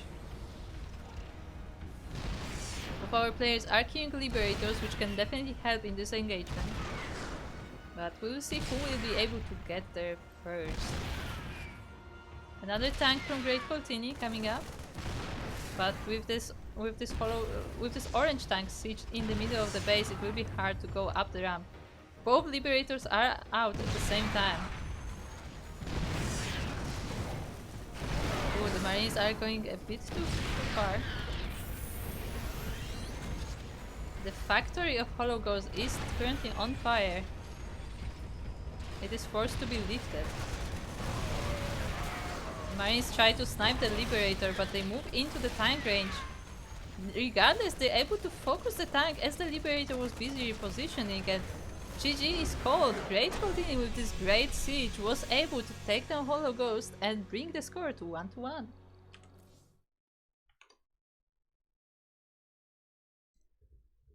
We have a nice tied up series in this semi-final. Very nice. It's always fun to see those even games. Like, the thing is, like, it's not like, you know, super...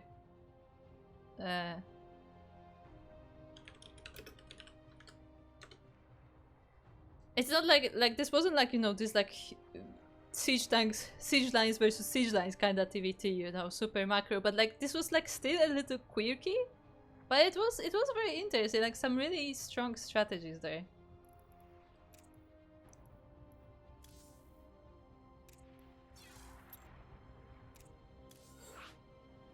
But definitely we see a certain trend with GreatColtini and HollowGhost as well. Like, it looks like GreatColtini is definitely the one who wants to be more offensive.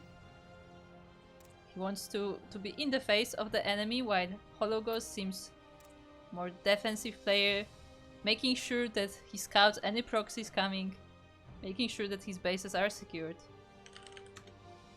So definitely an interesting matchup there between our two Terran players.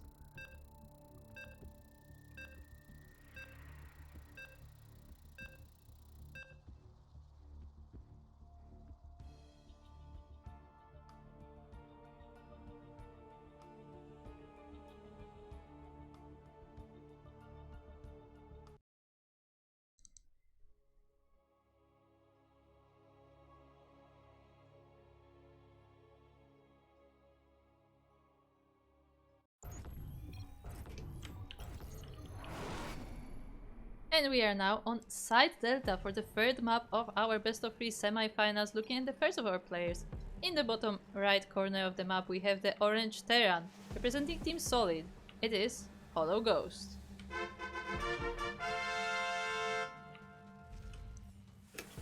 And across the map it is his opponent, it is the blue Terran player from Canada. It's GreatColtini. Okay, chat, do you know who Coltini is? Is that like a personality? I should know. It sounds a bit like Houdini, but I don't know. I mean, it's just a name.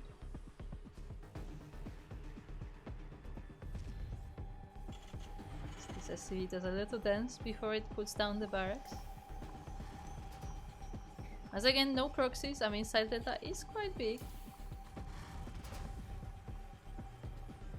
I am curious what GreatColtini comes up with this time. Because as I said, HollowGhost seems to be more defensive players. He's rather careful, like again, he's scouting for the proxies with the SCV. It seems to be Coltini who is the one, you know, with the initiative. Opting in for the more aggressive plays.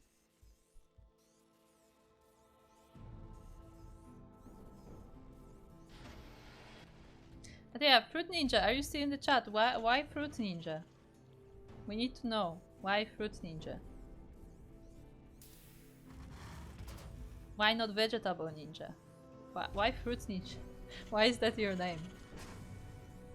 So now we need to know.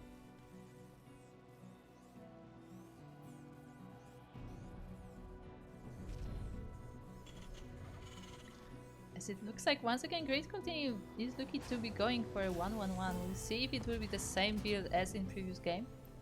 Maybe something else. First Reaper of HollowGhost is going across the map.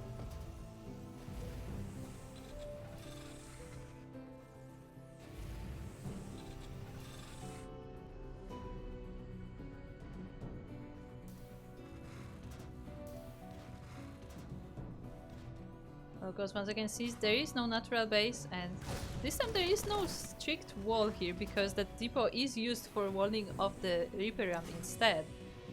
But there are 2 marines to protect this entrance.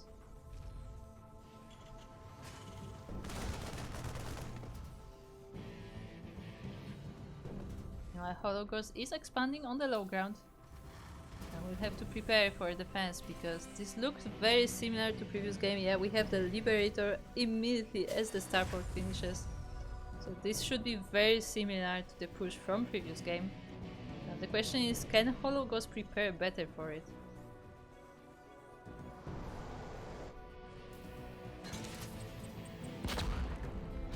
He did not lose the Reaper, he is more careful with it, so he was able to scout. Oh, this depot actually is not blocking the ramp. A small mistake there from GreatColtini, and the Reaper is able to get into the base. So as the army is going across the map, the SCVs were in danger, but unfortunately the Reaper does go down. The CC is almost finished, but it will soon be under siege. The first tank of HollowGhost is already out though, and will be protecting this ramp. Ooh, the marine is already taking a shot from the tank.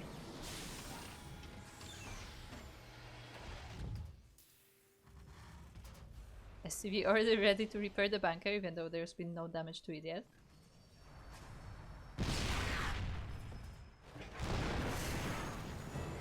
The Liberator sieges on the bunker, and it will be salvaged. There is already a Viking out though, so it will be dealing with that, with the Liberator. The tank meanwhile is protecting from the marines, and now there are just these 2 tanks to siege the base. But HollowGhost has 2 tanks of his own.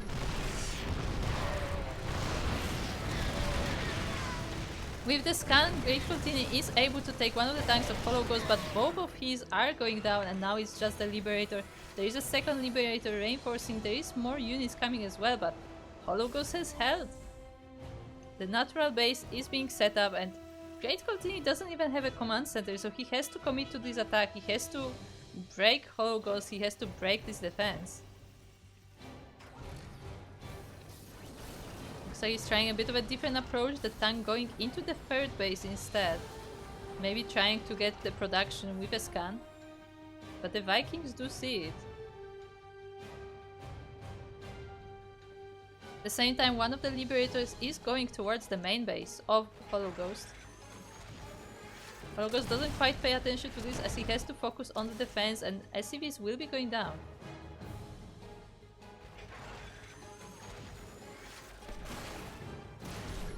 The Liberator will take the tank of GreatColtini though, so that siege of production does not come to pass actually.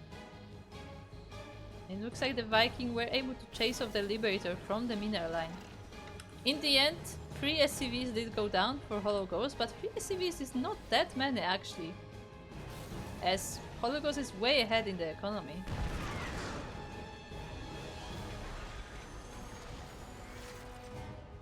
Liberator from GreatColtini sieges the ramp, but the ground army is not able to access it with these 2 tanks still present. Now one of them is in the range of Liberator. HollowGhost has to reposition farther back. One of the Liberators did go down, but it was the one more in the back, not the forward one. We now have a Raven up. But one of the tanks of HollowGhost is very low, and it is being sniped. Still 2 tanks for HollowGhost. HollowGhost is able to buy macro while all of this is going on, by the way. He is switching buildings, changing add-ons. There's another tank on the ramp as well. GreatColtini is moving into the base. The SCVs are being pulled off the line and they're going towards the tanks, but actually they are being decimated by the Liberators. Yeah, HollowGhost, I think it was a bit of a premature pull maybe, because there was no units to support those SCVs. And now the Liberators are moving forward. The siege of natural base continues. The SCVs can no longer mine freely, and the orbital command is under fire.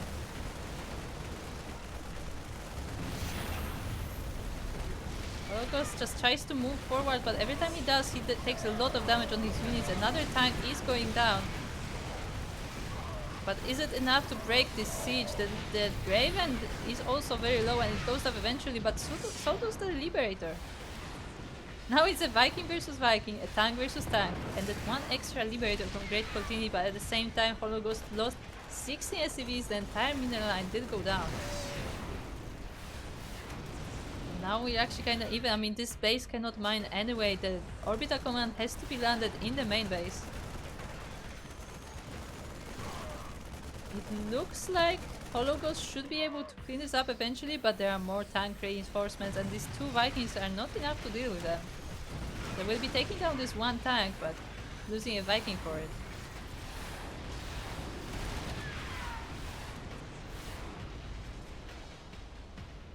But that said, with the tank gone, there is only one tank here in this siege and the Liberator and the Vikings have gone down. And that it looks like the siege of GreatColtini has finished. HollowGhost was able to retake his base. He also scans across the map. He sees that GreatColtini does not have a base of his own. He is working on a command center, so he is not giving up this game yet. But it will be definitely much later than the one of HollowGhost. He also has not completely given up on this siege. He's still rallying units across the map. Still making sure that HollowGhost has to stay on his toes.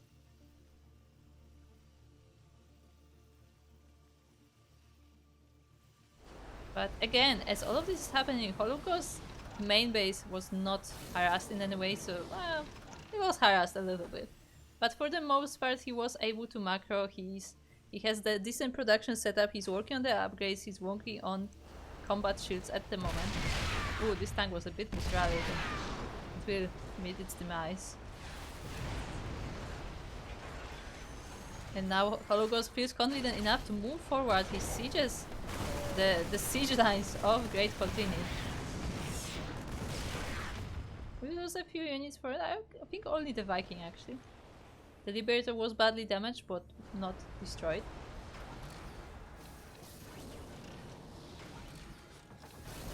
And yeah, the tanks are repositioning, the Vikings are moving forward, and it looks like HollowGhost should be able to break this siege eventually. We can repair this Liberator, I think.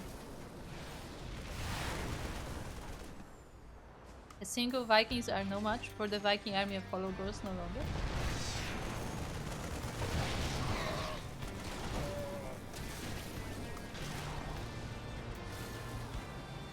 And the tanks of GreatColtini are starting to take damage.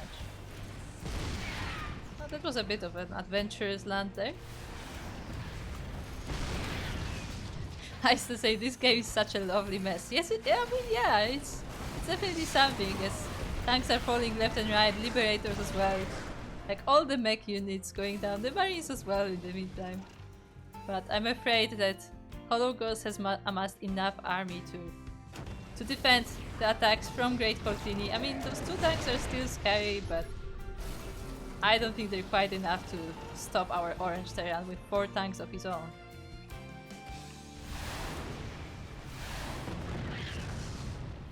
The air superiority was also there on the side of HollowGhost. Even though there are more reinforcements from GreatColtini, I think this siege is over.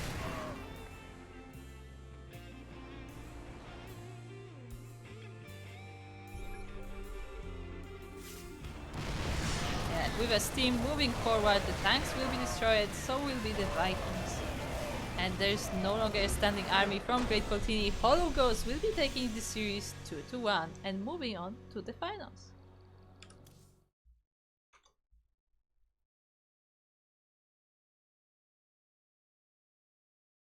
So once again, GG to HollowGhost. Very nice, very solid game is what I will say. Again, he is from Team Solid. Haha. But yeah, very solid game there where he is making sure that he is not like caught off guard by proxy. He's making sure to make very solid defense. And yeah, great plays there from HollowGhost, and we'll be meeting SamirDuran in the finals.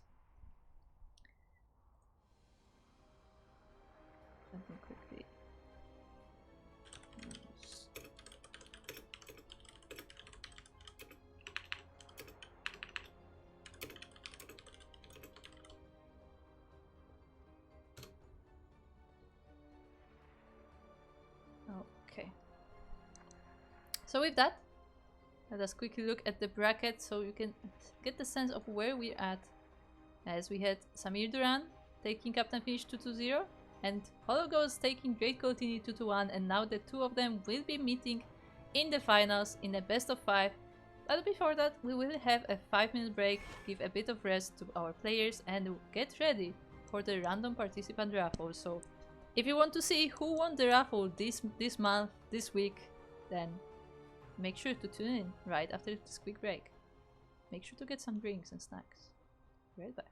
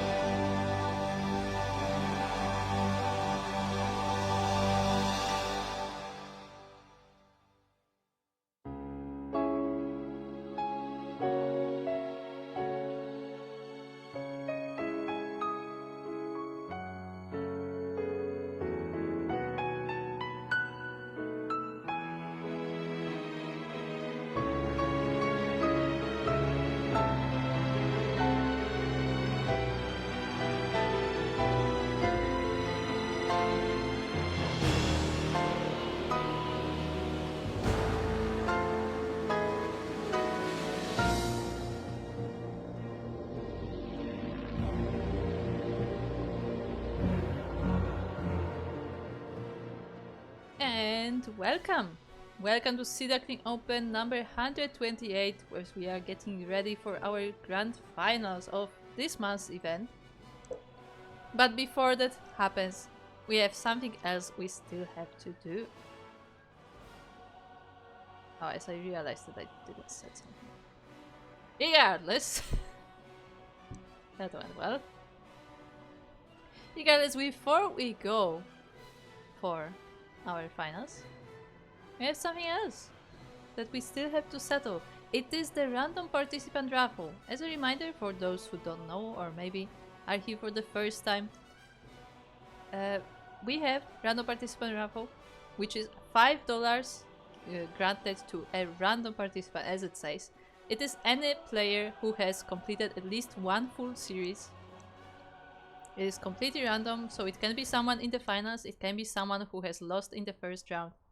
And it's, you know, it's our way to spread the love, as Light says, to spread the prize money a little bit, so even if you're not the top player of the tournament, you still have a chance to get something out of playing in these tournaments.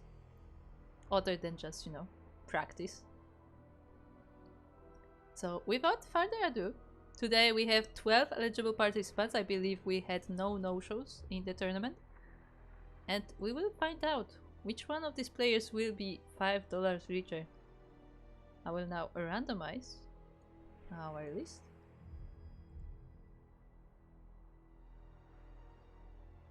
And the players winning our raffle this time is Battle Pants. So congratulations to Battle Pants. Oh, hold on. There we go. Congratulations to Battle Pants. Make sure to join the Matcherino to receive your prize. And yeah, Battle Pants is the random participant raffle winner for this month. And now excuse me as I have to set up the casting tool because I definitely didn't forget that. Look, I was also taking a break, okay? Sometimes you just need a break. And it's perfectly fine, you know, taking breaks. You have to take care of your voice, of yourself. Okay, now we should be all set.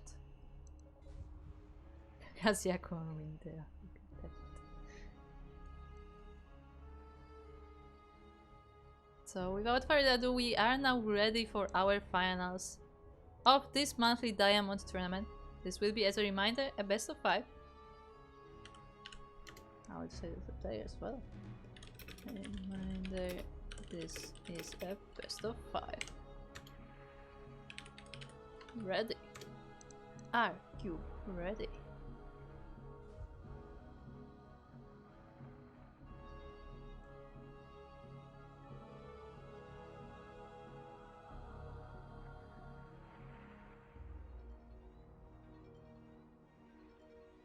And every time I say "Are you ready?" I just have that one song in my head.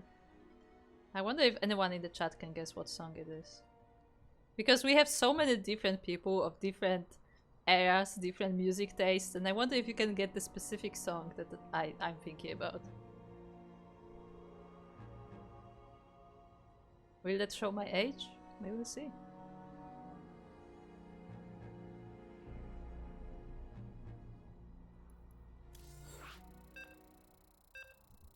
In fact, there are 2 songs that come to my mind about Are You Ready? So if you can guess both of them, I mean, good job. HollowGhost is saying my eternal opponent. Something tells me that these two have met before. I mean, they might have played in our tournaments as well, but I feel like they have also played in other tournaments probably. As they are both from Europe.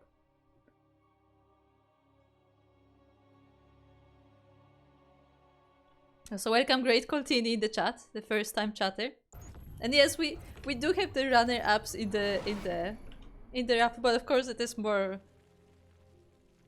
how do I put it? It's a bit of a joke, you know, because obviously like there's only one winner in the raffle, but because a lot of people would be, you know, saying hashtag rigged or exclamation mark rigged in the chat, We decided to include this just to add a little bit more salt to it. Like, look, we're this close to getting there. That might have been my idea. Don't worry about it. But anyway, we are now in our finals. The finals of Sea Duckling Open number 128. We are on Ghost River. And we are looking at the base of our purple... What? Okay, then. Oh, I'm falling apart. Purple Zerg player from Platinum Heroes. It's SamirDuran.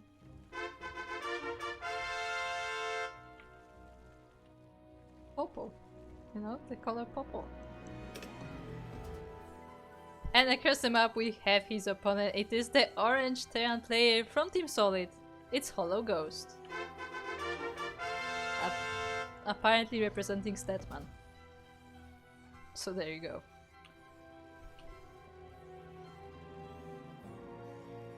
So what we're really seeing here is Statman versus Mar, backed up by SamirDuran. That's the matchup that we're seeing. Also, this is a very I feel like Terrans have given up on this SCV thing, because it used to be a thing where every time, every TVZ, there would be an SCV at the third base. But I feel like a lot of Terrans have given up on that. I mean, Zerg players have also learned of this, like they always send the Zerglings in, they always send the Queens into the third. And yeah, I feel like I've been seeing that SCV thing less often nowadays. But maybe it's just me. Maybe I just happen to be seeing the more crazy ZVTs or something. Of course, SamirDuran going for the usual, the 6 Zerglings into double expansion. Meanwhile, our Terran player going for... I was gonna say a Reaper expand. No, there is a Reaper. Okay, I was like, where's the Reaper? But the Reaper is here, so it was a Reaper expand, so also quite typical.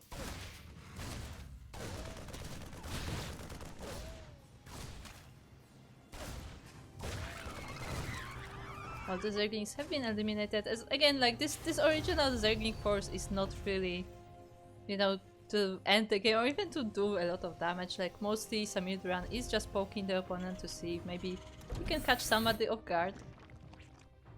But HollowGhost, as we saw before, is quite good on the defense.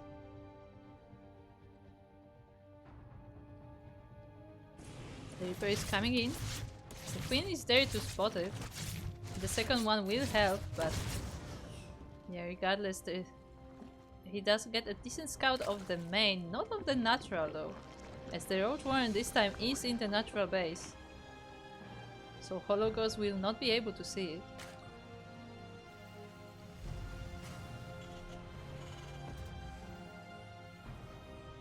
HollowGhost also going for a third command center before starport.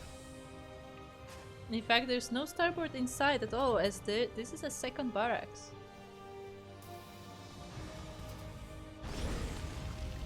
At the same time, we have Hellions moving into the natural base, doing some drone roasting. 2 of them already going down. And the main base is also quite undefended, there's only 1 Queen there. 4 drones in total will be going down for sure. But after that, the roaches do pop out. And that's the end of Hellion harassment. We have the first roach horse. Oh my god, my brain is just... Roach force, not chat head. The first roach force is going across the map. The Hellions did spot it, I think. There is a bunker here, but the Marines were not in it. And even though then the roaches just skip the bunker entirely and go straight for the mineral line. At the same time, we have Hellions in the mineral line of the Zerg as well. But they are being dealt with eventually. The roaches though, the roaches are still in the natural HollowGhost. 6 SCVs went down and more are still dying. The bunker stands, but the bunker is not mobile. There are more Marines coming up and they will help with this defense, but there's actually not a lot of firepower here. The tank is stuck, it's trying to get to the battlefield, but it's not able through this depot. And it has to go all the way across the long way round. By the time the tank arrives, the roaches have been dealt with. Good job, buddy. This tank was really trying. But it will be now here for the defense of natural base of HollowGhost. The Overlord is chased away as well, and even though HollowGhost has suffered a lot of losses, like, he's not out of this yet, definitely. Well, good morning, Hydra. Nice to see you here in the chat as well. I say good morning, it's currently almost 2 PM in Europe.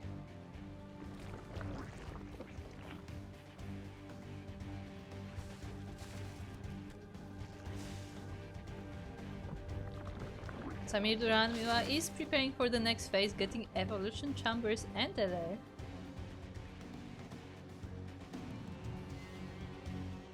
HollowGhost will try to drop, and there is this new base here, so he has not seen it yet, but he may be able to get it down. There you go. I mean, as we know, SamirDuran does expand a lot, so especially if these players have played before, like, it's definitely to be expected. But speaking of vision, HollowGhost actually plays on the same color scheme that I do. That's interesting. Curse of the Queens will be going down, but there are so many behind it, and they will be helping with this defense. The Medivac does go down, so these Marines have no way to escape this base. They will take 2 drones with them, so that's nice for HollowGhost, but not a lot of damage has been done. That base has been definitely the biggest win, the biggest victory of those Marines, of that Marine job. But yeah, because as some of you may know, you can set the colors in game as you choose, and I also have the light blue, or some people call it teal, versus orange, because I think those are the best, like the most visible colors in the game, and also I just like blue. So yeah, I have the same color scheme.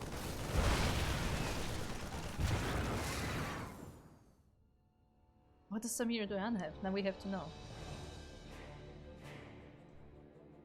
He also has blue versus orange. Interesting. Looks like people have been catching up to that idea. Very, very interesting. Like, I just set it up because, like, I just like those 2 colors and I thought they were very, very visible. But yeah, it's interesting to see that the players also agree with that opinion.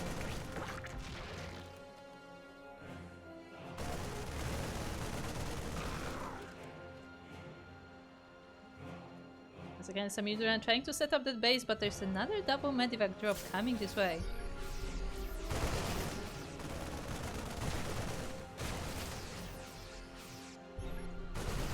Scanning for the creep. This time the Zerglings are here to defend. Ooh, but actually SamirDuran is getting supply block.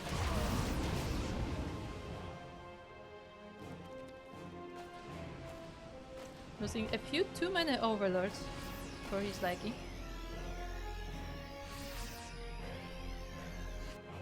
But Hive is now on the way. We have upgrades, mostly melee, mostly. We have melee upgrades, so it looks like the Link Bane definitely will be on the menu for a longer time. For now it's doing a good job at keeping this double drop at bay.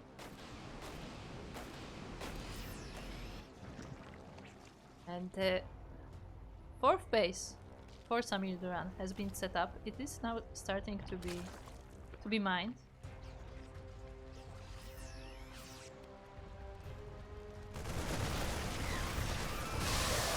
Another 2 Medivacs are joining in.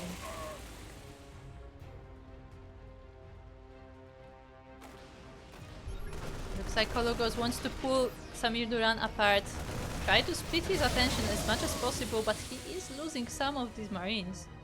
It's definitely not ideal.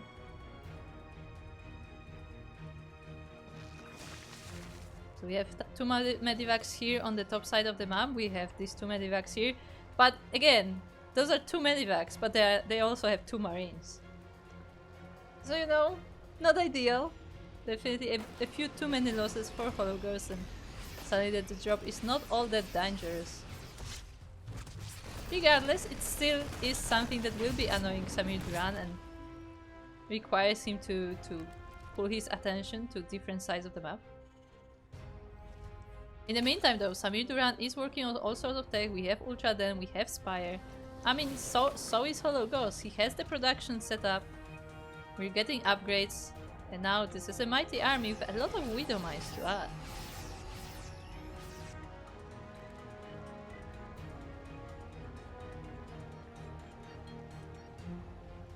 These Widow Mice do have to dig in, and there may be a lot of friendly fire, so HollowGhost has to be very careful about how he plays this engagement. I mean, it is a mostly Lingbane army. There's so many overseers in this army, that is crazy. And the Lingbane does roll in, the Marines move back, and ooh, all the Banings have been exploded by the Widow Mice. There are just a few left, but so was the tank. I believe one tank survived. No, the second tank was also taken down, so these are just the Marines with the Widow Mice. There's no support for them other than the Medivacs. But they have to march forward. They have to catch SamirDuran off guard. They have to catch him while he doesn't have the units back up and run. But there are so many queens here for the defense. How many queens do we have? We have 20 queens for the defense of these bases, so even when SamirDuran loses his entire army, the Broodmothers are there to defend.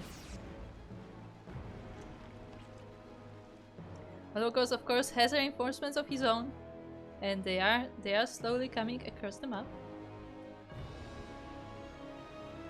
But that gives time to SamirDuran. The Ultras are out. The Chiton's plating is not finished yet, so they are not in their full might, but they're still quite dangerous.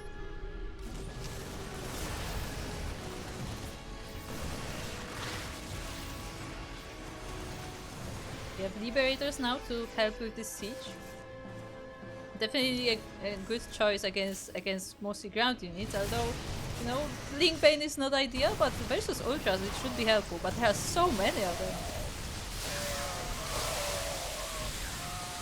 The Bio army has to kite back. So far it's way away from the Liberators, and the Ultras are still chasing. There's pretty much one Ultra for every Marine or Marauder here. And the Zerg army is pushing back. It looks like SamirDuran will now attack the Terran at their home. This base has been denied by creep, so HollowGhost is still on 3 bases. And the Ultras are rolling in. We have Corruptors against the Medivacs as well, so there will be no healing for this Bio army either. The SCVs are starting to fall. Fight happens in the mineral line. Eventually there's enough to stop SamirDuran for now, but 11 workers have been lost, and yeah, I mean, SamirDuran didn't lose his entire army. Like, he's just gonna remax on what he needs, just, you know, refine the army, add what he was lacking, and he will attack again, while HollowGhost is has to like make sure he has the reinforcements queued, because yeah, his position is a bit shaky at the moment.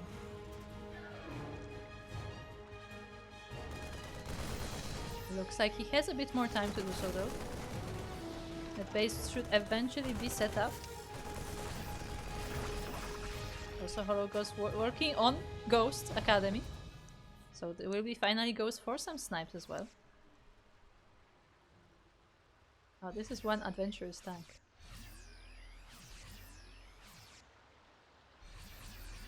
So this is sound.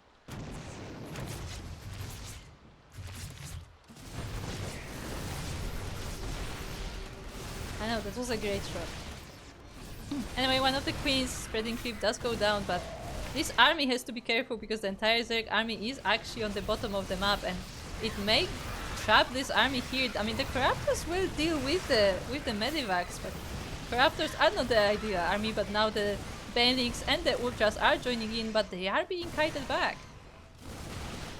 And with the defensive setup of HollowGhost, once again, HollowGhost really good at the defense.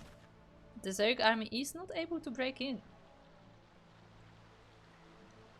Something tells me we will be here for a while.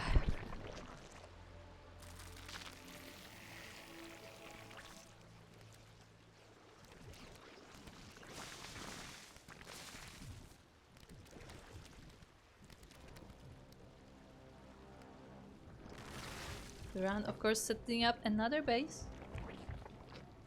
Going up to 5.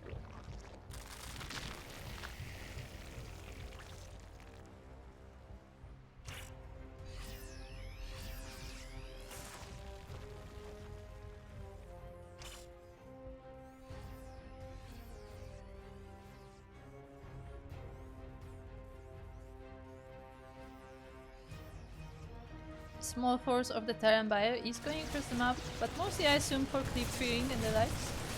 Catching some stray queens is definitely nice.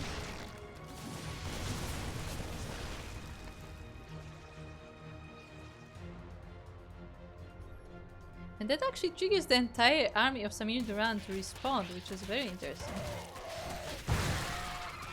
The Widow Mines will help to secure this position.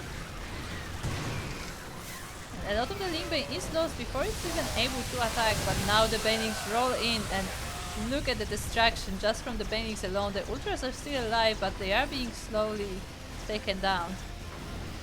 The planetary fortress has put in a lot of work as well, and it is being prepared. And now this is the time for HollowGhost to attack. I mean, SamirDuran has lost most of his army in this engagement, so it will take a little bit to be rebuilt. Not too long, of course, but that is a bit of a window there. It looks like HollowGhost is planning to use it, but at the same time as this is happening, Broodlords are being morphed. And this army may have a hard time against them.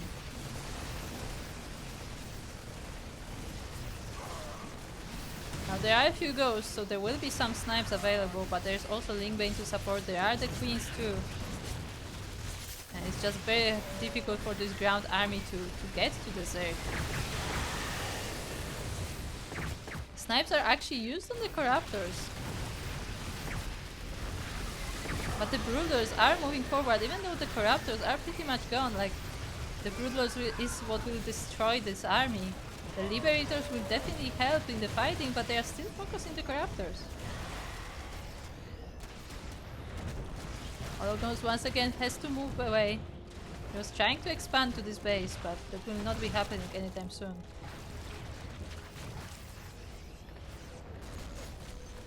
And those two Liberators are not able to deal with the Broodlords fast enough. They are moving forward. There are some snipes going down, but it's not quite enough. This base is now overrun by the Zerg.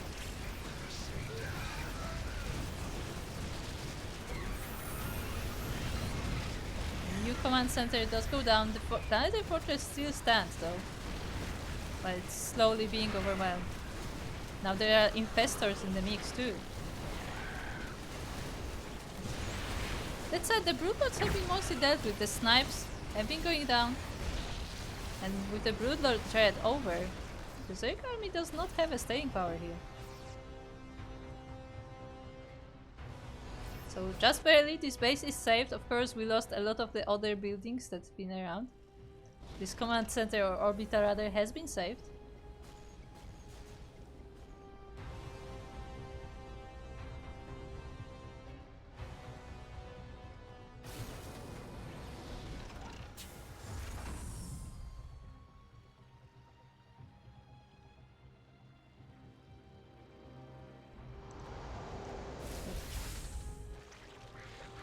The Zerglings are going towards the top side of the map though. The wall is not quite a wall and they're able to stream into the natural base. There are no resources here, but there are still some workers. It's also this Ghost Academy, so that would be a great pickup for SamirDuran. A second one is already being made to replace it. This army of ghosts is all that there is there to defend from the Zerglings, and the Zerglings are not being cleaned up. At the same time, we had a bunch of SCVs dying. So HollowGhost not quite able to respond to all the threats at the same time.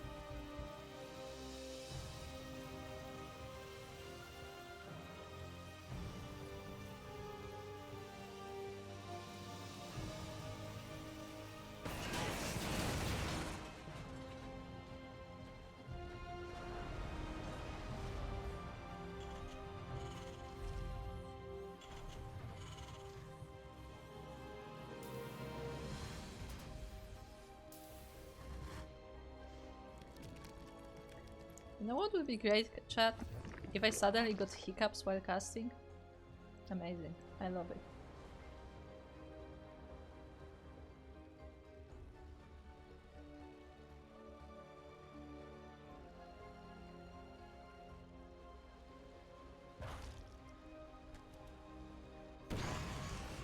As we have another Baneling roll by and actually destroys the planetary completely. That was enough Banelings to take down the base. And now SCVs have to long distance mines. I mean, there are those two command centers in production there, but they're not ready yet.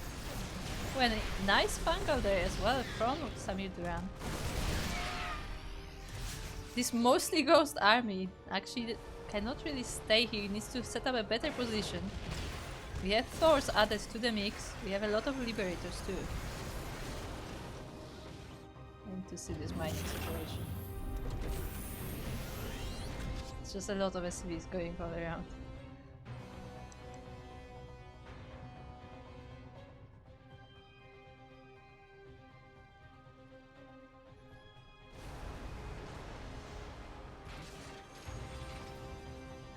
Once again, HollowGhost is trying to push in, setting up these Liberator zones farther and farther away.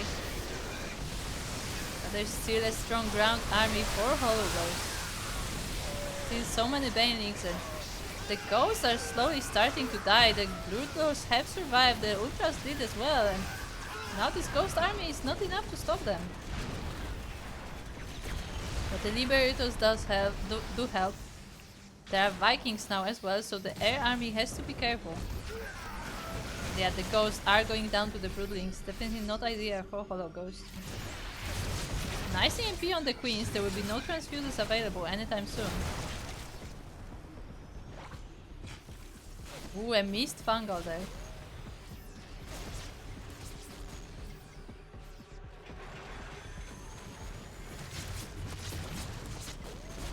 At the same...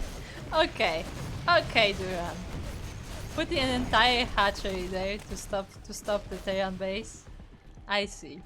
But at the same time, as HollowGhost was distracted, the Zerg army has run into this frontal base and looks like it will take it. The orbital is in danger too, and this Zerg army is not stopping. There is creep on the base of HollowGhost to make it just a bit more difficult. Now we have this Zerg air army going forward. The Infestors have been rendered useless after an EMP, so they will not be helping in this fight, but we still have so many Broodlords here. And with that, SamirDuran will be taking game number 1 of this best of 5 series.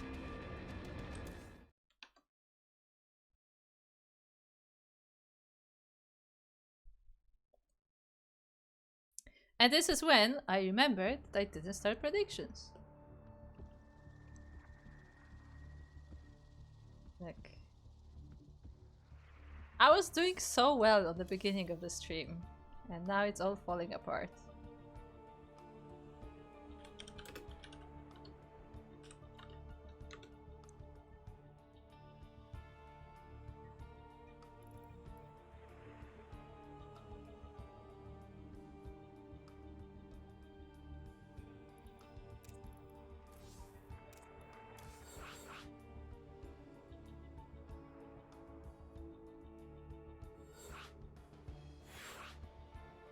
We have Hydra cheering for SamirDuran in the chat.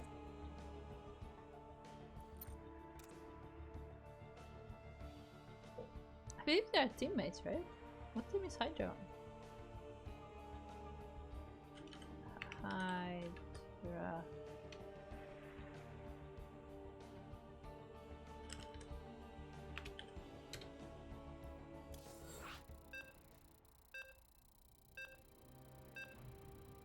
Come on, Wikipedia. Oh no, Hydra is not on the team with me. Okay, never mind.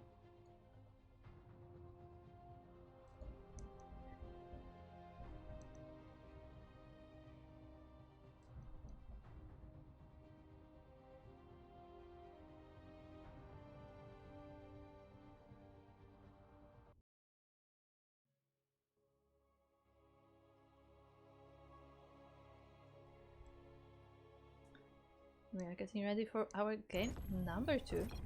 We are on Oceanborn. We're in the bottom right corner of Ocean 1. We have the first of our players. It is the purple Zerg player representing Platinum Heroes. It's SamirDuran.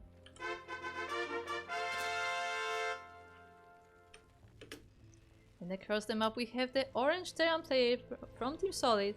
It's HollowGhost. Is Dino saying, I mean, this is pretty good control. Are we sure this is Diamond? See, that's the thing. I really like this quote, and I will repeat that for a long time. But when Hearthstone was doing the rank roulette, actually I'm not sure if that's still going on. But when Hearthstone was doing rank roulette, is something he has discovered over several episodes, is that players in, like, say Diamond, but even lower than that, like amateur players are often very good at very specific things. So for example, you will have a player who is crazy at micro, but like his macro is just not that good. Or like, I don't know, he's just really good at making supply depots, but like he doesn't really know how to control the army. Like, it's just not his best area. And like basically the difference between the amateur players and the pro players is that you have to, like, you know, more or less like polish those skills in all the areas. Obviously, like, you will be better at one thing and worse at the other, but like you have to get all of those skills to some decent level, and that's when you climb up the ranks. So that's why sometimes a lot of like Diamond players and below will have amazingly good skills and like some specific areas. It's just that like it takes to balance all of those skills to climb up.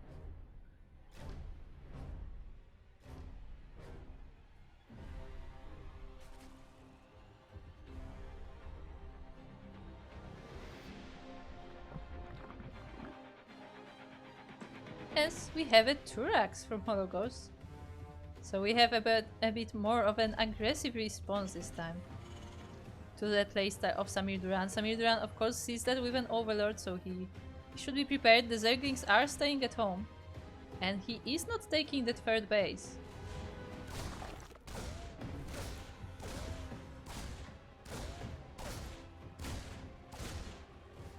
At the same time, HollowGhost is expanding, so this will not be some crazy cheese or anything, just an opening.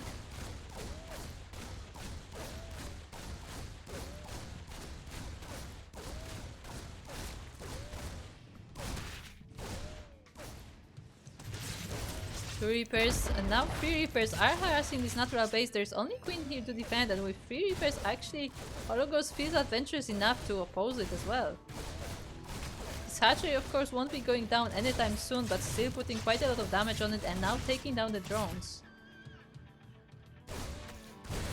The drones have gone down already. These Reapers will be cleaned up, but still, that's a nice little opening for HollowGhost. And he does have that production already set up for the next follow-up. And concussive shells have just finished, so these Marauders will definitely be quite strong. Meanwhile, SamirDuran is going for Roach Warren as usual, but this time without that third base.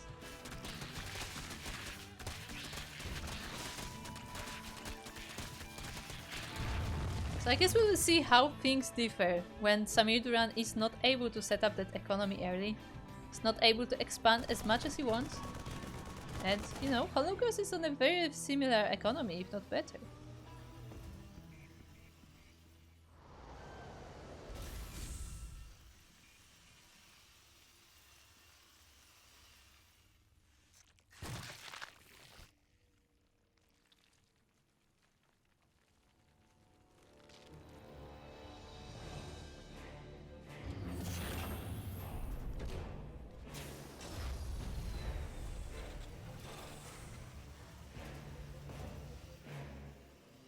Looks like both our players are progressing with their builds. HollowGhost setting up more production. Getting a third command center as well, but SamirDuran is prepared for an attack. He's getting the Zerglings across the map. The roaches are slowly rolling in as well. There is a bunker though, and a wall set up for HollowGhost. So we'll see if this is enough to stop the Zerg force.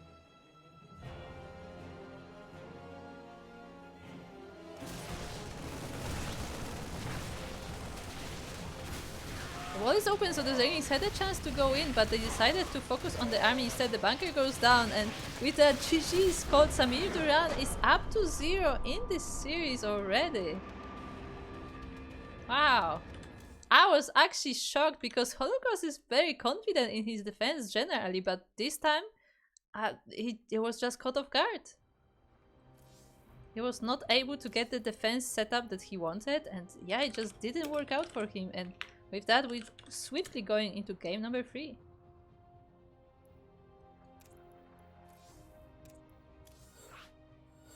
Once again, this is a best of 5 series, so SamirDuran only needs one more win to take this entire series and the tournament, while HollowGhost cannot lose any more games if he wants to continue.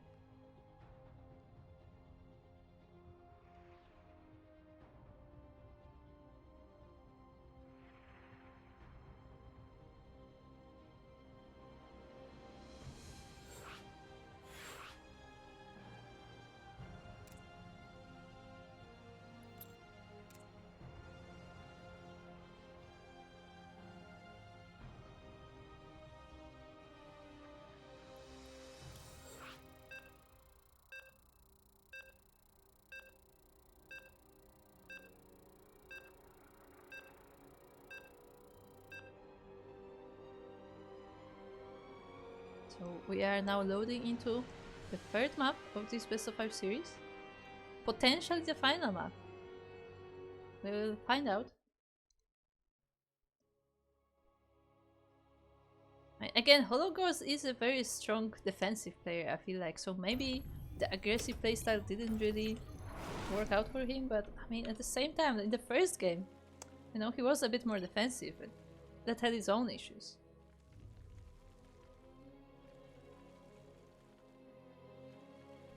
But anyway, we are now on side delta, and in the bottom right corner of side delta, we have the purple Zerg player from Platinum Heroes. It's SamirDuran.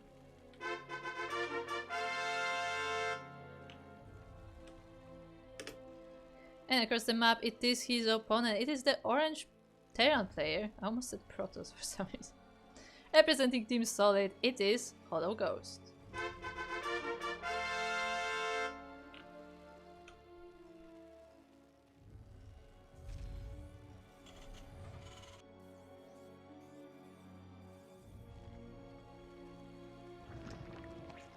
And we have a deviation here from the regular. SamirDuran actually went for gas first. This is not his usual greedy build, not his usual 3 hatcheries. This is something way more aggressive. And we will find out how he wants to use it. Will it be just a Bane Bust? Will it be just like a drone pool rush? Because he has 12 full drone pool, but I don't think that's that with that second base coming up. But we're definitely going for something way more aggressive in game number 3.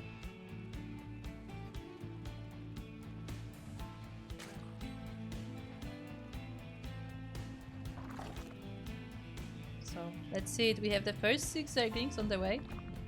Question is, will it be just the typical 6 Zerglings or will we be seeing more? I mean, the speed is already on the way. Meanwhile, HollowGhost is finishing his wall with a factory. Also went for a Marine first, no Reaper this time.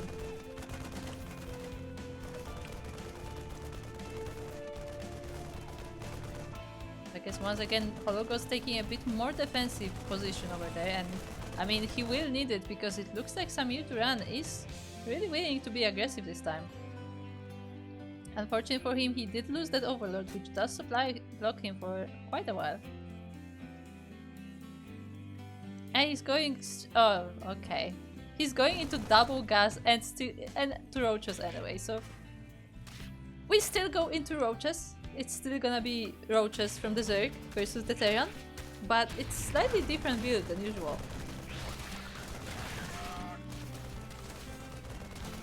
You know, the Marines are actually going down, the last of them does, and the SCVs are forced off the line to fight the Zerglings. This command center is delayed quite a lot. 2 SCVs went down too.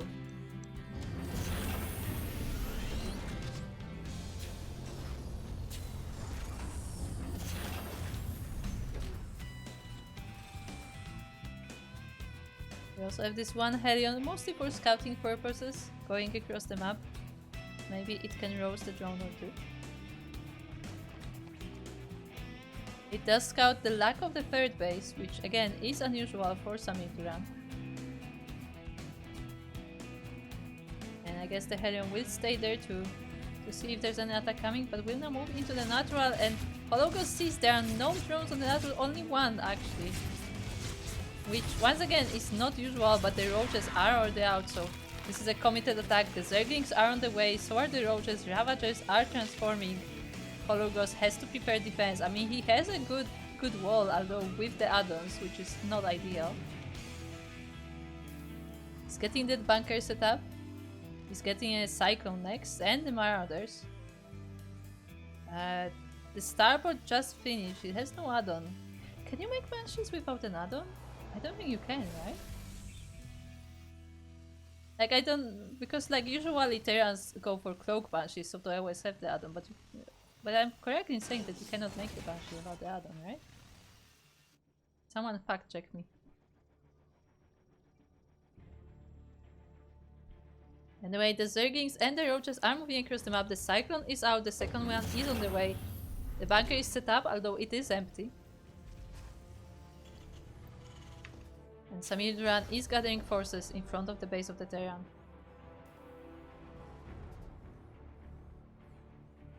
HollowGhost knows that the attack is coming, trying to scout further with the Cyclone, but can't quite see the army.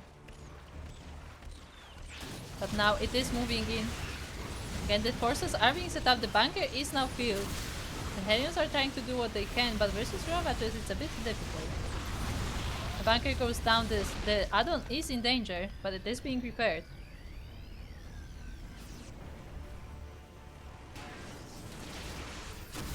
The Ravagers are trying to snipe buildings in the wall. They're not quite able to do this. The repairs are on point. The depot is being destroyed now, but it was being opened. And now the Zerglings will stream into the natural base. There's still one Ravager left as well. The Cyclones are trying to defend the SCVs. 6 of them will go down though. But with that, it looks like the Helions were able to burn the Zerglings, and the rest of the units helped out as well. The last Ravager falls down, and HollowGhost holds. Of course, there were some losses. It wasn't a completely perfect defense. The 8 SCVs total have been down. We lost a few units as well in this defense, but definitely not as bad as it could have been, so overall pretty solid. Yes, I will keep saying solid, even though his team is Team Solid. But now the HollowGhost has all these Helions and they have nothing else to do. They actually are forcing the cancel on this third base from SamirDuran.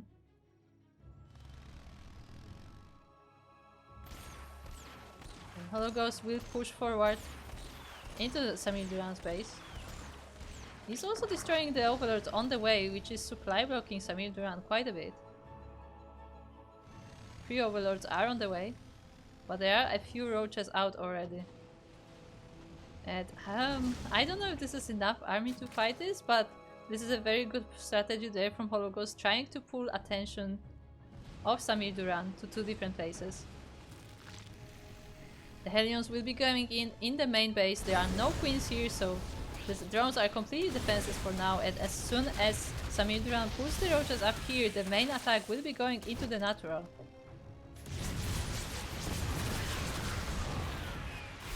So we cannot forget that as all of this is happening, HollowGhost is actually preparing BCs, even with Yamato on the way. So this will be a very different game to what we have seen previously. But unfortunately for HollowGhost, he wasn't actually able to do all that much damage, and the army of the Zerg is once again marching across the map. The BC though has walked in straight into the main base of SamirDuran. The queens are here to defend, but the drones have been already taken. The first of the queens will fall. The transfuse was not enough to save it, but HollowGhost has to worry about his base now.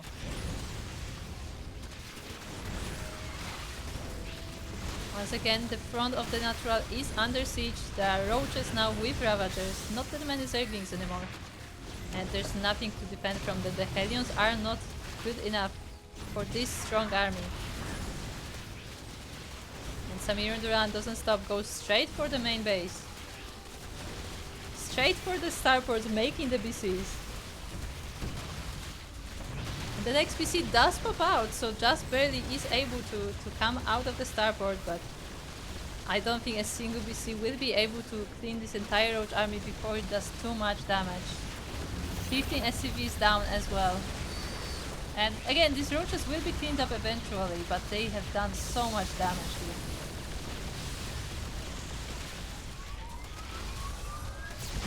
The second BC also was waiting for the teleport to cool down to wear off, so it took a while before it was able to join in for the defense. 26 SCVs down total.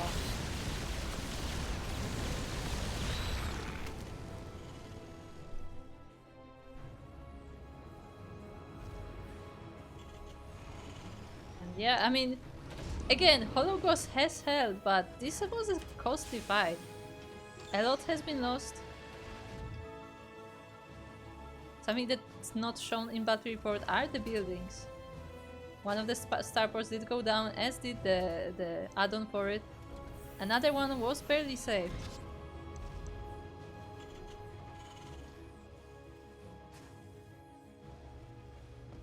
And it looks like HollowGhost will be transitioning into mech. Getting more factories down, more starports still. And the BC is once again on the hunt. But now there are so many sports, there are the queens, Spire has just finished. So I don't think the BCs will be able to do that much damage. Ooh, well, we also have Hellbats in the main base. That's definitely a nice little attack over there. Got 3 drones, which is pretty nice. Fortunately not able to get much more though with the splits of the Zerg.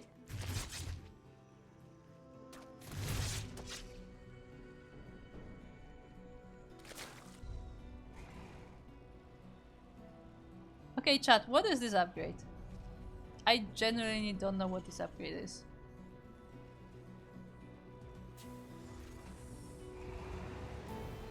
Look, I don't play Terra. I don't recognize this image.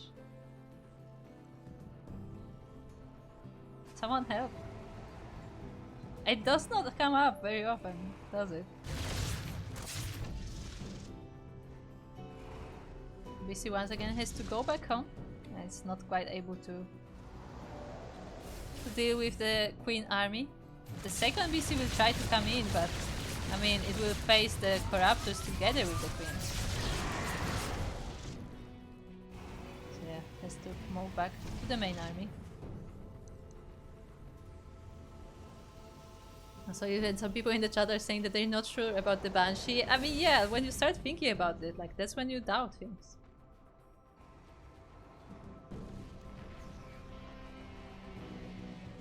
HollowGhost was able to set up the third base, and this attack from SamirDuran doesn't look that scary actually. We have so many Cyclones over here. And yeah, GG is called. Just with that defense, HollowGhost takes the game and still has a fighting chance. It is currently 2-1 for SamirDuran.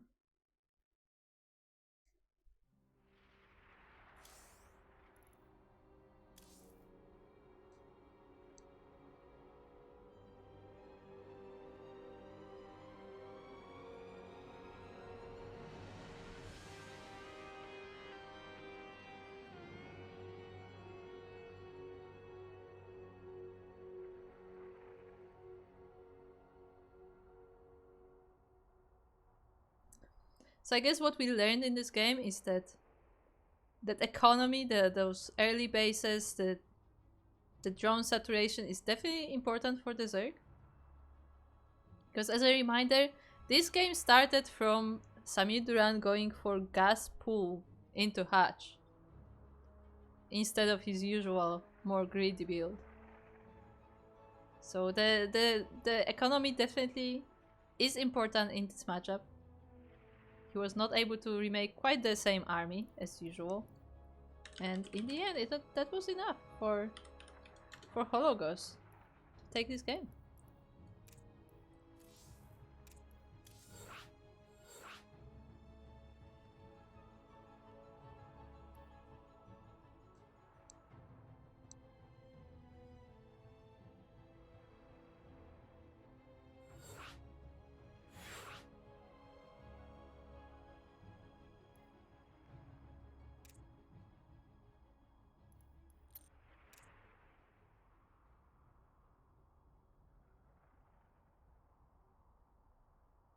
I see the chat caught up to the upgrade.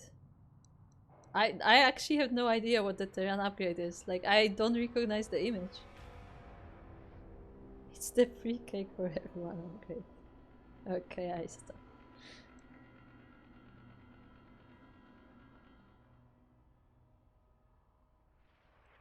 Because it's something with a factory. Like, I'm not sure what kind of upgrades we have for factory now, because we have Blue Flame, but Blue Flame is obvious. We don't have Magfield anymore. Like, is there another upgrade?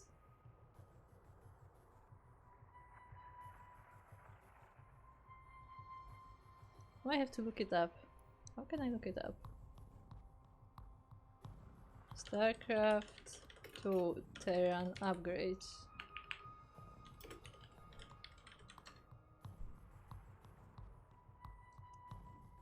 Is this up to date?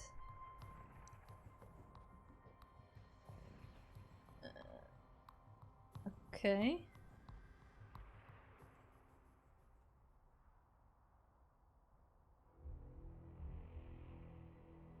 Just gonna look for the image.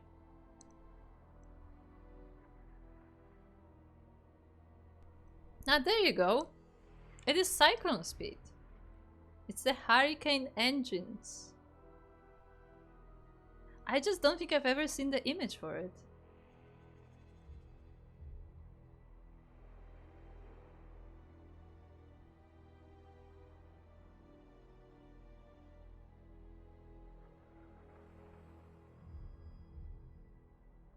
Okay, so it was Hurricane engines.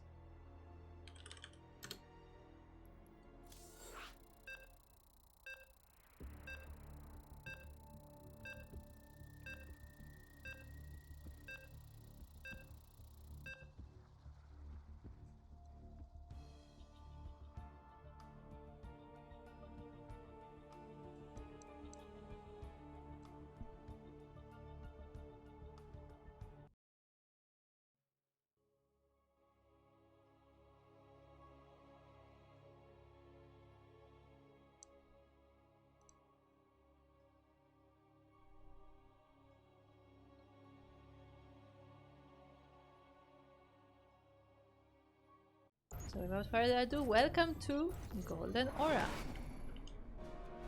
Yes, we are here. Looking at the base of our purple Zerg player. From Platinum Heroes, it is SamirDuran. And across the map we have our orange Terran player from Team Solid. I pressed the button too fast. It's HollowGhost.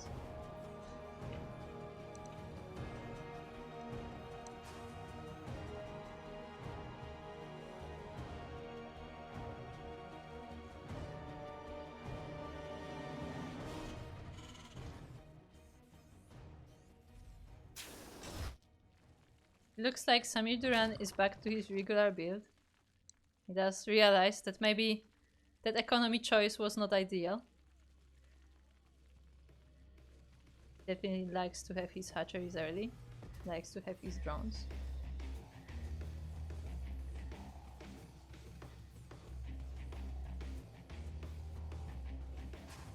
Meanwhile, HollowGhost once again sending that scouting SCV across the map.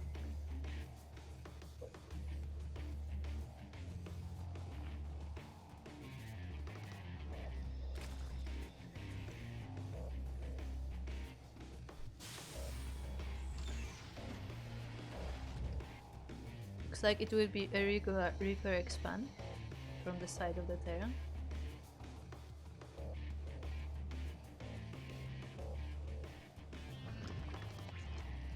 So HollowGhost was not able to deny that third base as it was in the linear location, and he decided to go for the front one.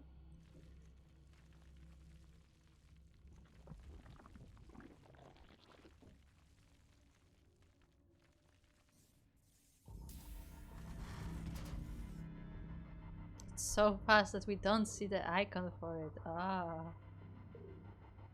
No, but seriously, I don't think I've ever seen that in game. But also, like, I often don't watch a lot of streams, like, I often listen to streams, so that's maybe part of it.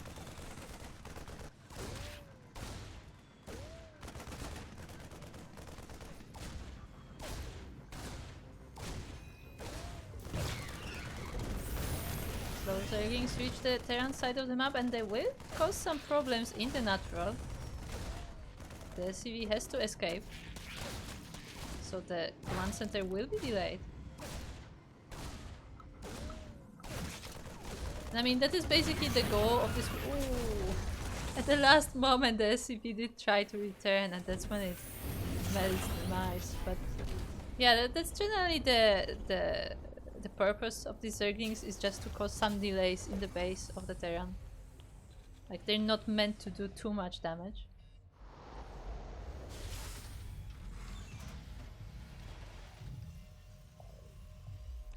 Meanwhile, as usual, SamirDuran is going for roaches, this time on 3 bases. Of course, still working on his saturation. The Reaper will come in. I don't know if we saw the roach warren. Because it's once again in the natural base, yeah, and the Reaper wasn't quite able to see it, so HollowGhost was not able to scout the roach warren, but he doesn't scout anything else either, so I feel like it's a decently safe guess that there will be roaches. And now he will see it. Made sure to path straight into the natural this time, and the roach warren has been discovered. We have some Hellions on the way for harassment. The third base has not been droned yet, and the roaches are already in production, so I don't think these Hellions will have much luck.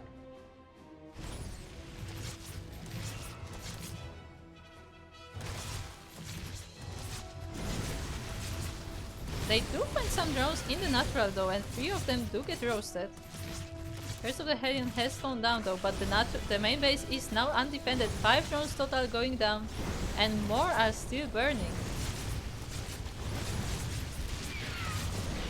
So overall, despite the defenses from SamirDuran, 12 drones have been roasted. Very nicely done there from HollowGhost. And, you know, good bit of damage there.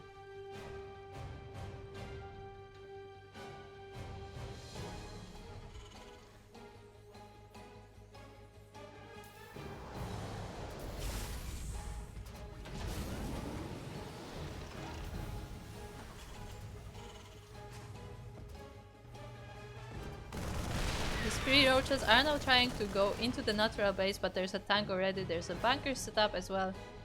So they won't be able to get any damage done on the Terran. And yeah, HollowGhost is really... has a really solid setup. I will never run away from this. I will never escape. Meanwhile, SamirDuran is changing once again into Banelings. I mean, we have seen him play this before, the Roach Baneling kind of composition. And that seems to be what he's going for this time. The 4th hatchery is on the way. 3rd is still being saturated. And HollowGhost is getting a 3rd of his own.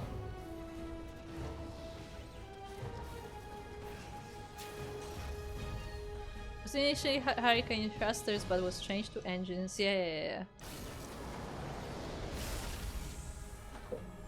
Yeah, the reason why they changed it was because Subsaurian, like, you know, complained on Twitter enough. Kappa.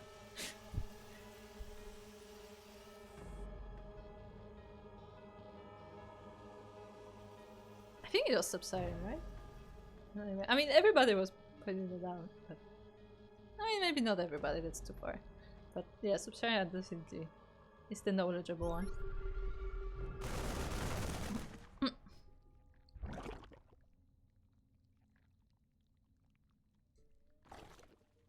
And we have a Hydra then on the way as well. I do wonder if it's just for some kind of Roach Hydra or if we're going straight to Lurkers. We have seen Lurkers used earlier today.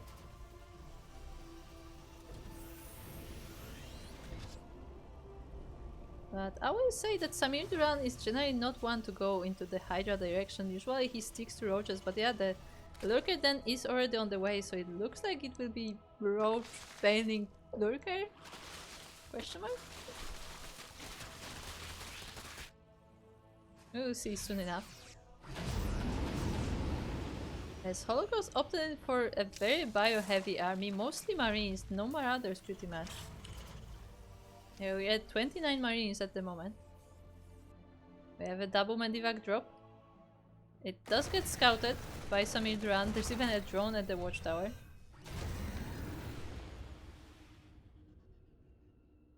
Indeed, trust me on this one.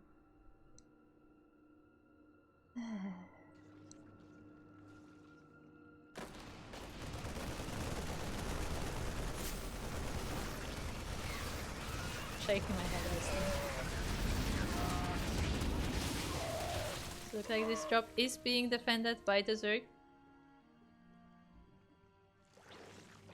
The Zerglings are keeping a close eye on those Medivacs. I will end you. Right, you're trying, but you're not quite there yet. But good attempts. Good attempts.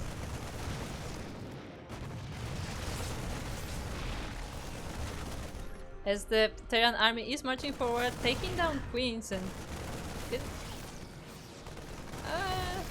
I was gonna say there was maybe a temporary supply, but actually no. HollowGhost, I mean, SamirDuran still has a lot of overlords available, so it doesn't look like it will be supply blocking him anytime soon. But HollowGhost has a nice setup, has those two tanks. Perth joining in now.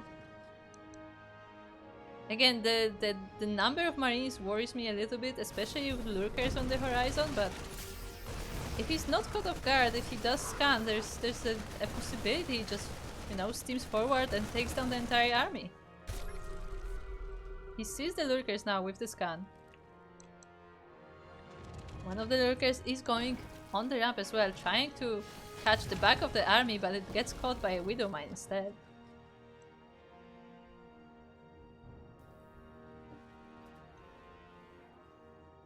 Lurker, where are you going? Lurker?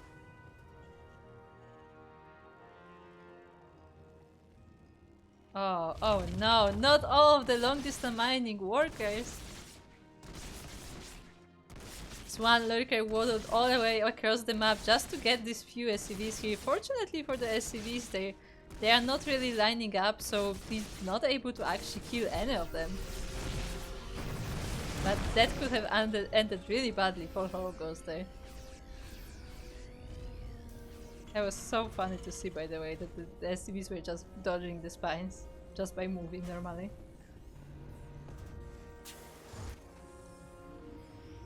That did pull the army of HollowGhost back home though. So a bit of the pressure has been taken away from the Zerg, but only for a while. And there is a Nidus now in the base of HollowGhost, but there is a tank prepared. The Nidus should not be going down. Or up. It should be going down. English, why are you like this? Oh, as we have the entire Zerg army focusing on this Terran force. There's nice way here on top of the ramp, but is that enough? The Banings are now rolling into the bio, the tanks are not sieged, and the entire Terran army is destroyed. Some of it was saved in the medivacs, but not a lot. You know, the Zerg army is marching forward. There are a few lurkers in this army, but they're all the way on the back. It's mostly the Link Hydra here that is doing the damage. Sorry. Now the lurkers were able to set up, and they will be here wedging in between these bases, making it more difficult for HollowGhost to engage as the rest of the army is destroying the base.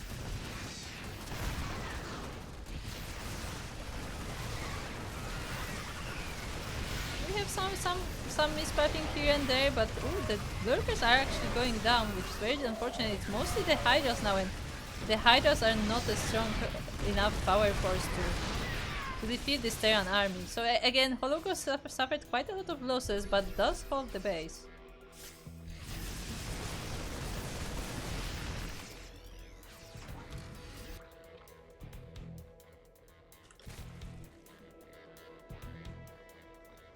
Also 5 lurkers went down, so that's definitely not insignificant. SamirDuran has to remake some of those. But yeah, his army does not look that strong, like it's lacking some of the beefy units, like the Hydras are nice in their DPS, but if they are being steamed over, they're not really that much of a match for the Marines. Not in those numbers.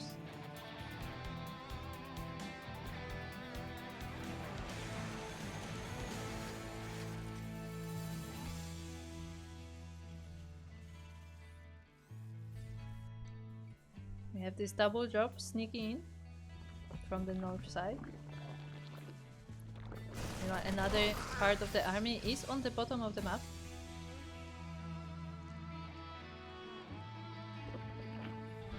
It's a freshly set up base, but it's already saturated by SamirDuran. And being alerted by the Overlord, the entire army from SamirDuran is moving to this location. There are Vipers now join this army. But I mean, this is just a bio army, like it doesn't really need all of that attention. At the same time, the rest of the army, a small bit of the army once again is going from the bottom side, a lot of the medivacs here.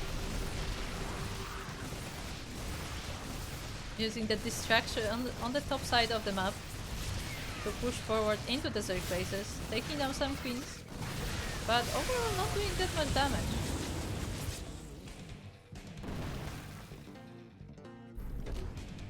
And I mean, there are quite a few tanks in the base of HollowGhost, which is great. We have ghosts as well, already ready and full of energy.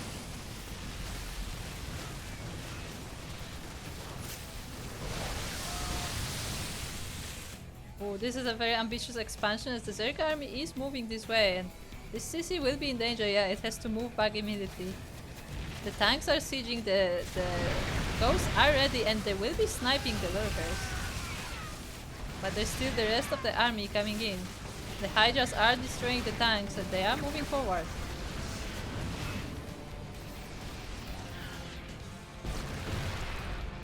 There are still a few lurkers in this mix. They're of course on the back, so they're not really doing the damage, but the Hydras, the Zerglings are moving forward. They are dealing with the tanks. But it's not quite enough still. Like, those are very difficult defense positions for HollowGhost, but he is holding, he is managing to build this army. And every time SamirDuran is losing quite a lot.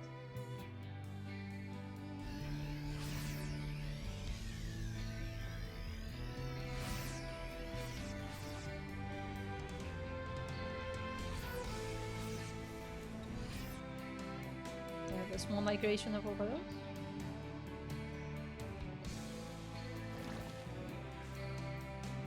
Looks like SamirDuran is preparing to get some infestors into the mix.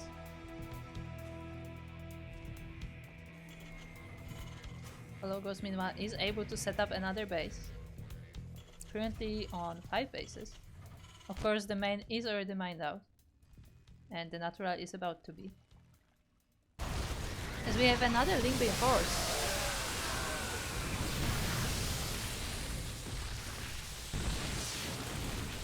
The CC is forced to be lifted and the workers will be going down, but the tanks are there to defend the rest. 8 SCVs go down in this attack, but the base is saved.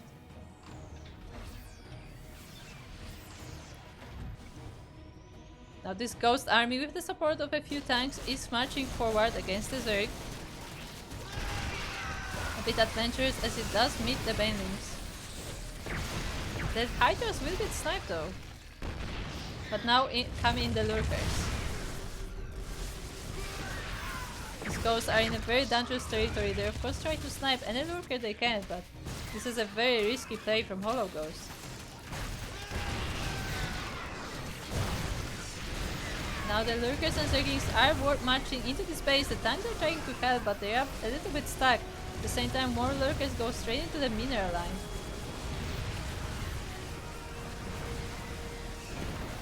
So once again, HollowGhost has some very tricky situation to deal with, but he does hold the base And he doesn't even lose that much. 2 SCVs did go down to this attack. I mean, some of the units from the army as well. But overall, he's doing pretty well.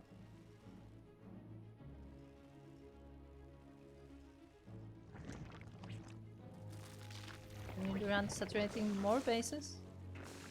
Currently up on 6. Again, main base has already been mined out and natural is about to be as well.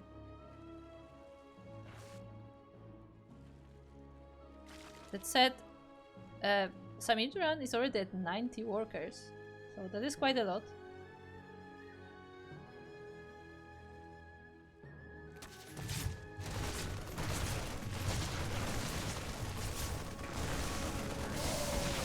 This small marine force will try to help with that, as 10 drones do go down.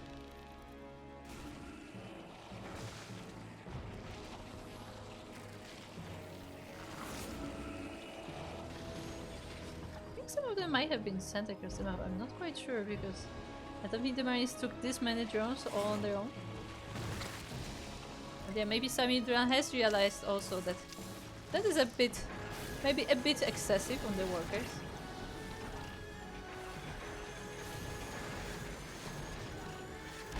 HollowGhost preparing a siege location here with the siege tanks, with the liberators. The ghosts are pacing back and forth.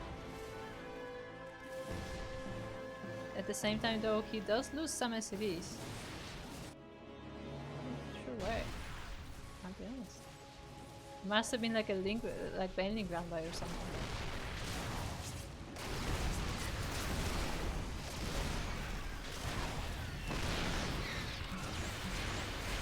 Ooh, the EMPs blanket the queen, so there will be no energy for transfusers, but more is coming. The overseers come forward to tank the widow mines and the lurkers are coming from the side. But all of the lurkers do get dealt with and the queens go down as well. Oh sorry, the lurkers survive. They were just very low on health and as soon as it's scanned they do go down. And with that, GG is called. HollowGhost will be tying the series 2-2. Very nicely done there from HollowGhost. And yeah, we are in a tied up series in the finals. We will be going into game 5. So Captainfisch, if you're still in the chat, apparently this is how you can defeat SamirDuran as Terran.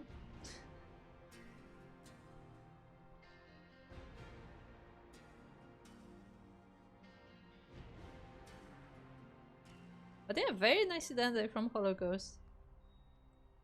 Definitely a very strong player in this tournament.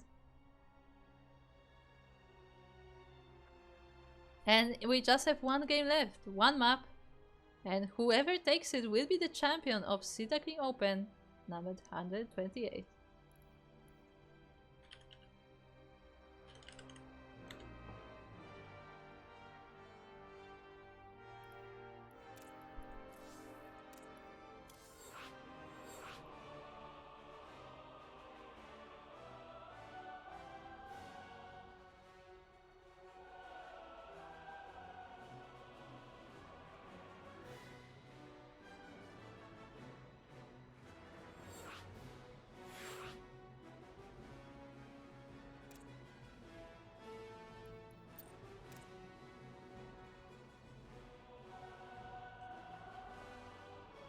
We're about to be ready to go into game number 5.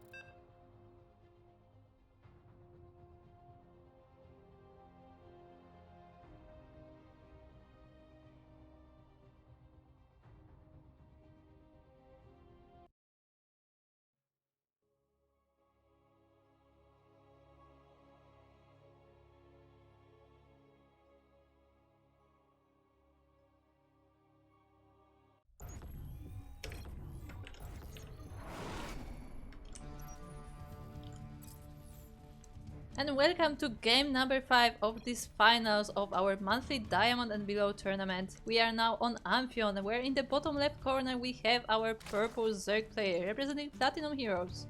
It is SamirDuran.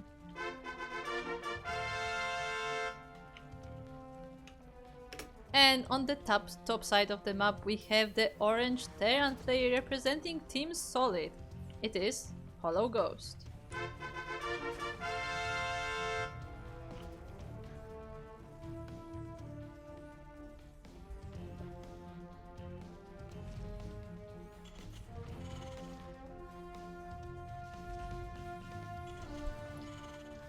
Just want to say that chat is going in a very dangerous territory. That's all I'm gonna say. So chat, be careful. Be careful. Anyway, it looks like SamirDuran is back to his typical, going for the pool first.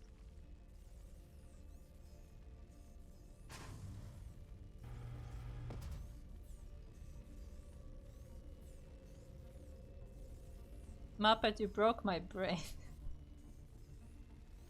We have Sea Duckling Open, but when is the A and B Ducklings open?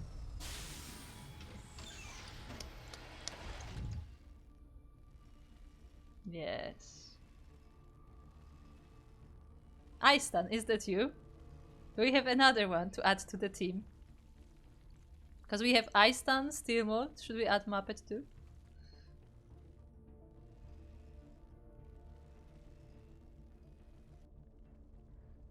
It looks like once again HollowGhost does block that third base for SamirDuran, this time with a supply depot too. He has tried that before and worked out for him this time. SamirDuran was forced to take this very forward third base.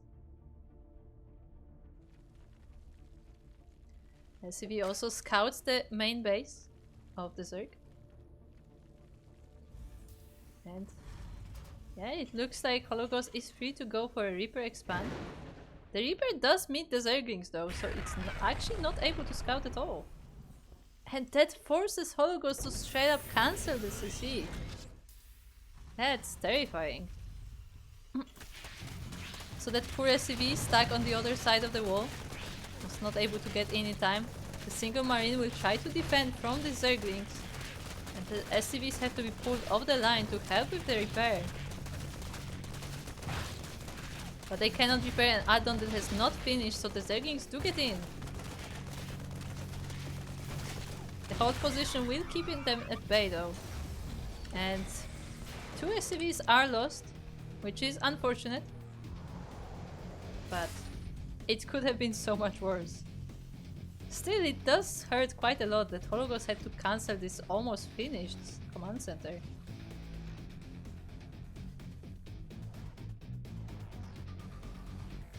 So definitely a great start from SamirDuran. Of course he was inconvenienced by this base being blocked, but overall he did get his revenge. Once again, we do have a Roach Warren on the way, so we will be seeing roaches soon enough.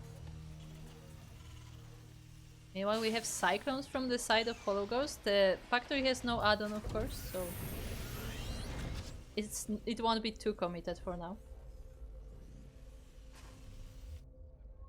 One of the Cyclones has already finished though, and it is going across the map.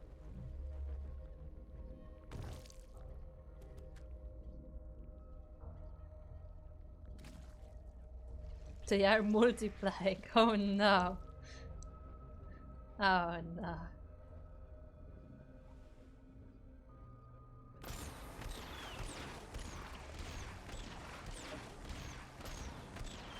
Cyclone being annoying, dealing with the Overlord. The pool was not enough to save it. But has to be careful about these roaches coming up. Yeah, the Cyclone is caught a bit off guard in the middle of the map. I mean, it does distract the roaches, so the defense will be that much easier for HollowGhost, but yeah, the kiting has to be good. He has to focus on keeping that Cyclone alive. Ooh, but the SCVs, they're not able to escape the roaches and they actually help with the defense instead. This one Cyclone is very low and it does go down. We have a second cyclone in this defense together with the Hellions and Marines. The SCVs are trying to help as well, but 8 of them will be going down, so... Once again, HollowGhost is staying alive, he is keeping his bases safe, but not without losses.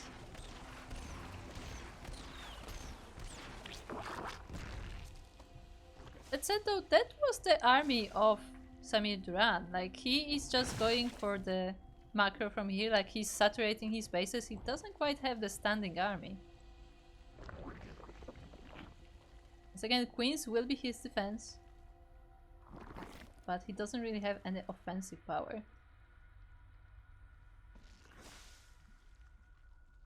One Hellion will go across the map for scouting purposes, checks that this base was indeed taken.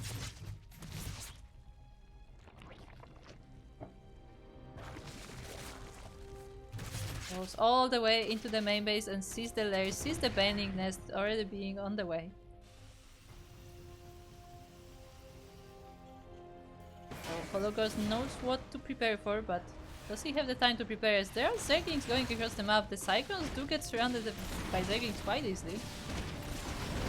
The Banshee has also alerted HollowGhost to what was happening and he was able to get his units in position. And once again, we are getting BCs.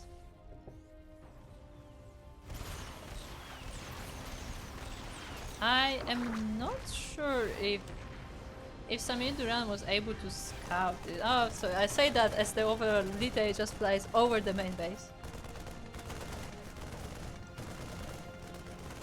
So he should be aware of what's going on.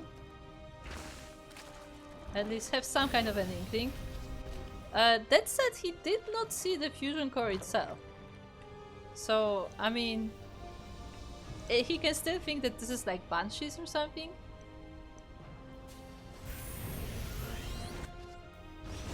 As we did see one Banshee already out. But we will see. Base is finally taken by SamirDuran as well, going up to 4. Some Hellions on the way, looking for some BBQ. But they will also be pleased with some Zerglings. At the same time, the first BC teleports straight into the main base and it has had some help from the landed Viking. Drones are starting to go down, the Spore is being taken down as well. The Banshee even joins in this attack. Very interesting composition from HollowGhost. At the same time, this 4th base is in danger as the Cyclones went all the way across the map to harass as well. And while it is very low, the Cyclones will fall prey to the Zerglings. So this hatchery is in danger. Like, if there is an attack, it can potentially be taken down quite easily. But it does survive for now.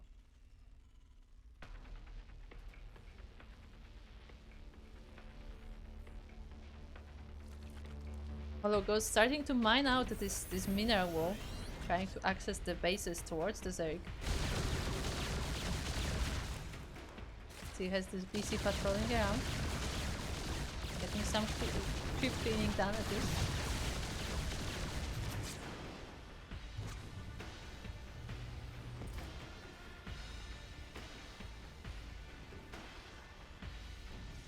Good news for SamirDuran is that he is currently up in upgrades. Already having 1-1, one of them being melee. It doesn't look like HollowGhost is getting upgrades of his own. He does have Blue Flame, but no armor or attack upgrades. Only getting the vehicle attack right now.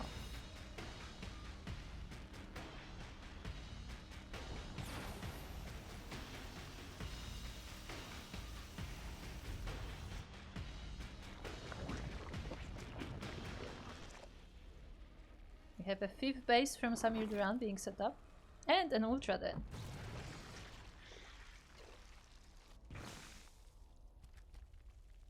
Or Ultra is Cavern.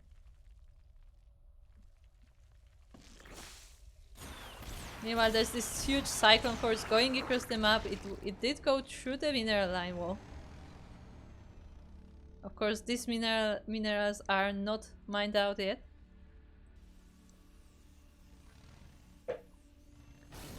At least it did cause some damage to SamirDuran, and he did lose a few overlords. Not enough to supply block him though.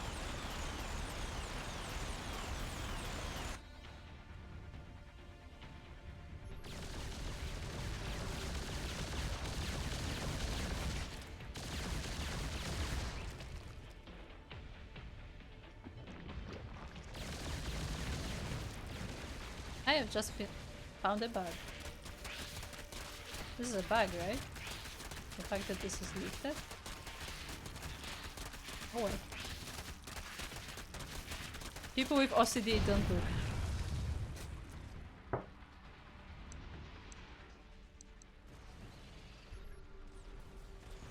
Anyway, the cyclones are now moving in. The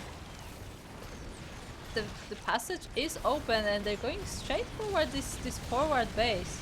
Towards this forward base of the Zerg. They do have tanks and the BC for backup. So SamirDuran decides to completely abandon this base and fortify his position farther down.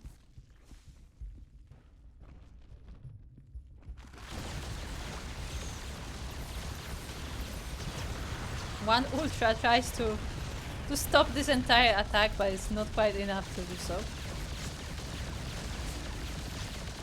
Despite the valiant effort. And now the Cyclones are moving in. Once again, we have some Hellbat with Blue Flame as well.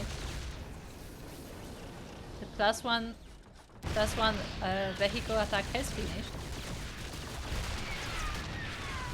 One tank stays behind, kinda as a distraction to the Zerg army marching forward, but now up the ramp the Zerglings are melting, the Ultras are starting to go down. There are still Banelings on the way. But the Cyclones are kiting all of this. I mean, a lot of units have been lost, but it looks like the Cyclones should be enough to deal with these Ultras. And the entire Zerg army is no more.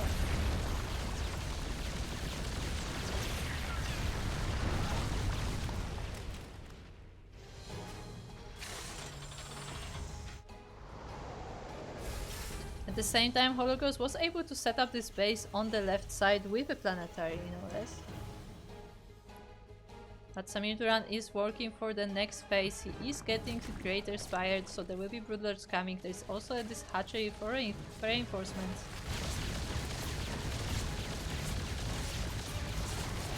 This will once again be a close game between the two.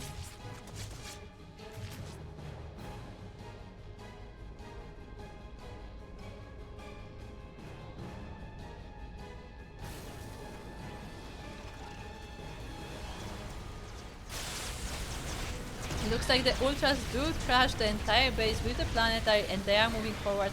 There are Cyclones to help out with the defense, but there are so many Ultras this time and Blinding Clouds go on top of the tanks too. The Ultras will destroy this base as well, and does HollowGhost have enough to defend from this Link Ultra army? The Vipers are helping to pull in the units hiding behind the buildings as well. GG is called and looks like SamirDuran, after a full best of 5 series, will be the champion of Sea Duckling Open number 128.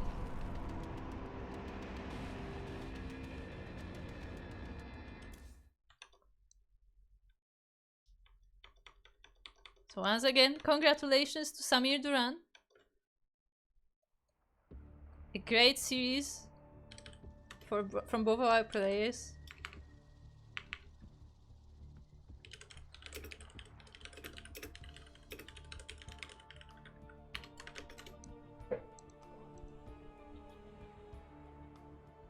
Quickly message the players to make sure that they don't miss the match arena, because that's how you get your prize money.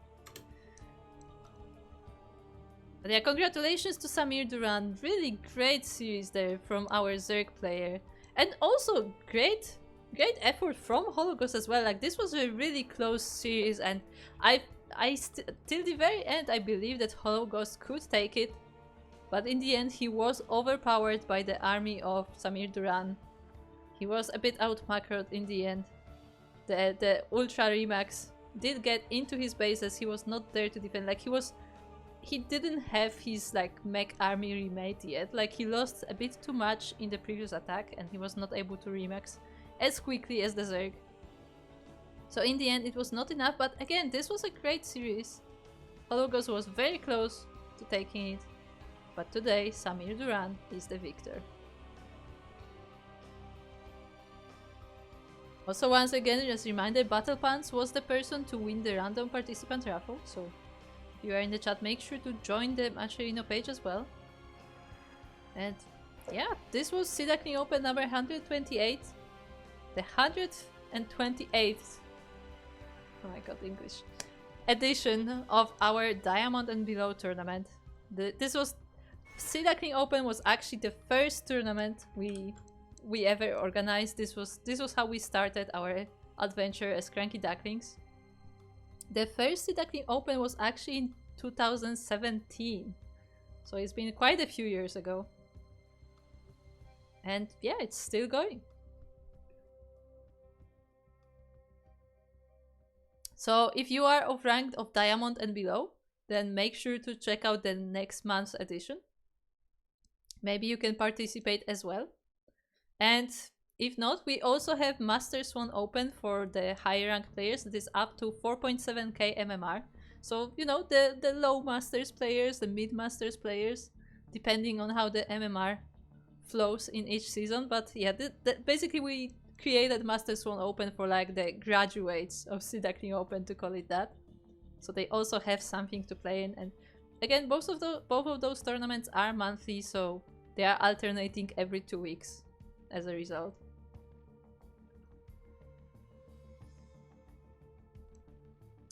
And if you want to support these tournaments, then make sure to check out the Patreon. Patreon is how we fund these tournaments, both Sea Duckling Open, Masters 1 Open, as well as Sparkling Tuna Cup, our open tournament. That one is not restricted to any level. So if you wish to support these tournaments, if you wish to see them continue and maybe even grow in the future, then make sure to check out the Patreon. Otherwise, there's also ways to support us for free, which is follow this channel either on Twitch or on YouTube, as well as follow us on the socials. We do have Twitter/X, we do have Facebook, we have Instagram, we have Mastodon, we have Blue Sky. Most importantly, we have Discord, where all the news about CranKy Ducklings are being posted. So if you want to follow us and you want to be kept up to date, then make sure to join either of those, and you will be in the know. Meanwhile, I myself, I am Kur, also known as 16th Squad Sanseki, and I am the co-founder of CranKy Ducklings together with Light. So I'm generally not in front of camera, I'm usually the person behind the scenes, but for these amateur tournaments we switch the roles a bit. Light is the one adminning the tournament while I am the one casting, so every now and then for these amateur tournaments you can see me in this channel. I'm also sometimes casting with Light, especially for the Polish related tournaments, as I myself am Polish. But yeah, other than that, you will usually see me behind the scenes, you will usually see me in the chat, as I will be moderating it most of the time. So yeah, that's how you can find me. You can also follow me on my own channel at Twitch or on YouTube at 16th Squad Sanseki. I'm also on all the socials, on Twitter, I mean, technically I am on Instagram, but I don't post there, but on Mastodon or Blue Sky you can find me as well. So yeah, if you want to see what I'm doing in my non-Ducklings time, because, you know, we keep Ducklings all about the tournaments, but you want to see something else, if you want to see me play some other games maybe, we do play, for example, Final Fantasy together with Light, so we do a bit of dual streams. I also play some other games on my own every now and then. So if you are interested in that, then make sure to check out my personal channel. Also, eventually I'm gonna play StarCraft campaign, because I want to play the entire StarCraft campaign at least once. Okay, like from start to finish. So that will be happening eventually. I just don't know when. Yeah, with that, I believe that is all for today's tournament. The next event that we will be covering will be Sparkling Tuna Cup in less than 24 hours. It starts the same time as Sea Duckling Open does. So yeah, if you want to tune in into our weekly open tournament that is not restricted to any region or level, then make sure to tune in for that. You can also participate in as well, because again, since it's open to everyone, everybody can participate. No matter where they are from, no matter if they are a pro or if they are an amateur. We have had gold players participate every now and then. Of course, you have to keep in mind, like, you know your chances, you know your levels, but you can still win the participants raffle, for example. So it's worth it from this perspective, but I think what's more important, and a lot of people don't appreciate that, I would say, is that you get to play with a lot of like different players that you maybe not necessarily are able to compete with on the ladder or like in other environments. So I mean, it's always a chance to play against some interesting people, sometimes the pro players as well, and maybe even get a few tips from them. So yeah, with that said, we will be seeing you for Sparkling Tuna Cup tomorrow, as well as Tenacious Turtle Tassel later. But for the time being, this will be all. So yeah, take care, and we will see you later. Bye!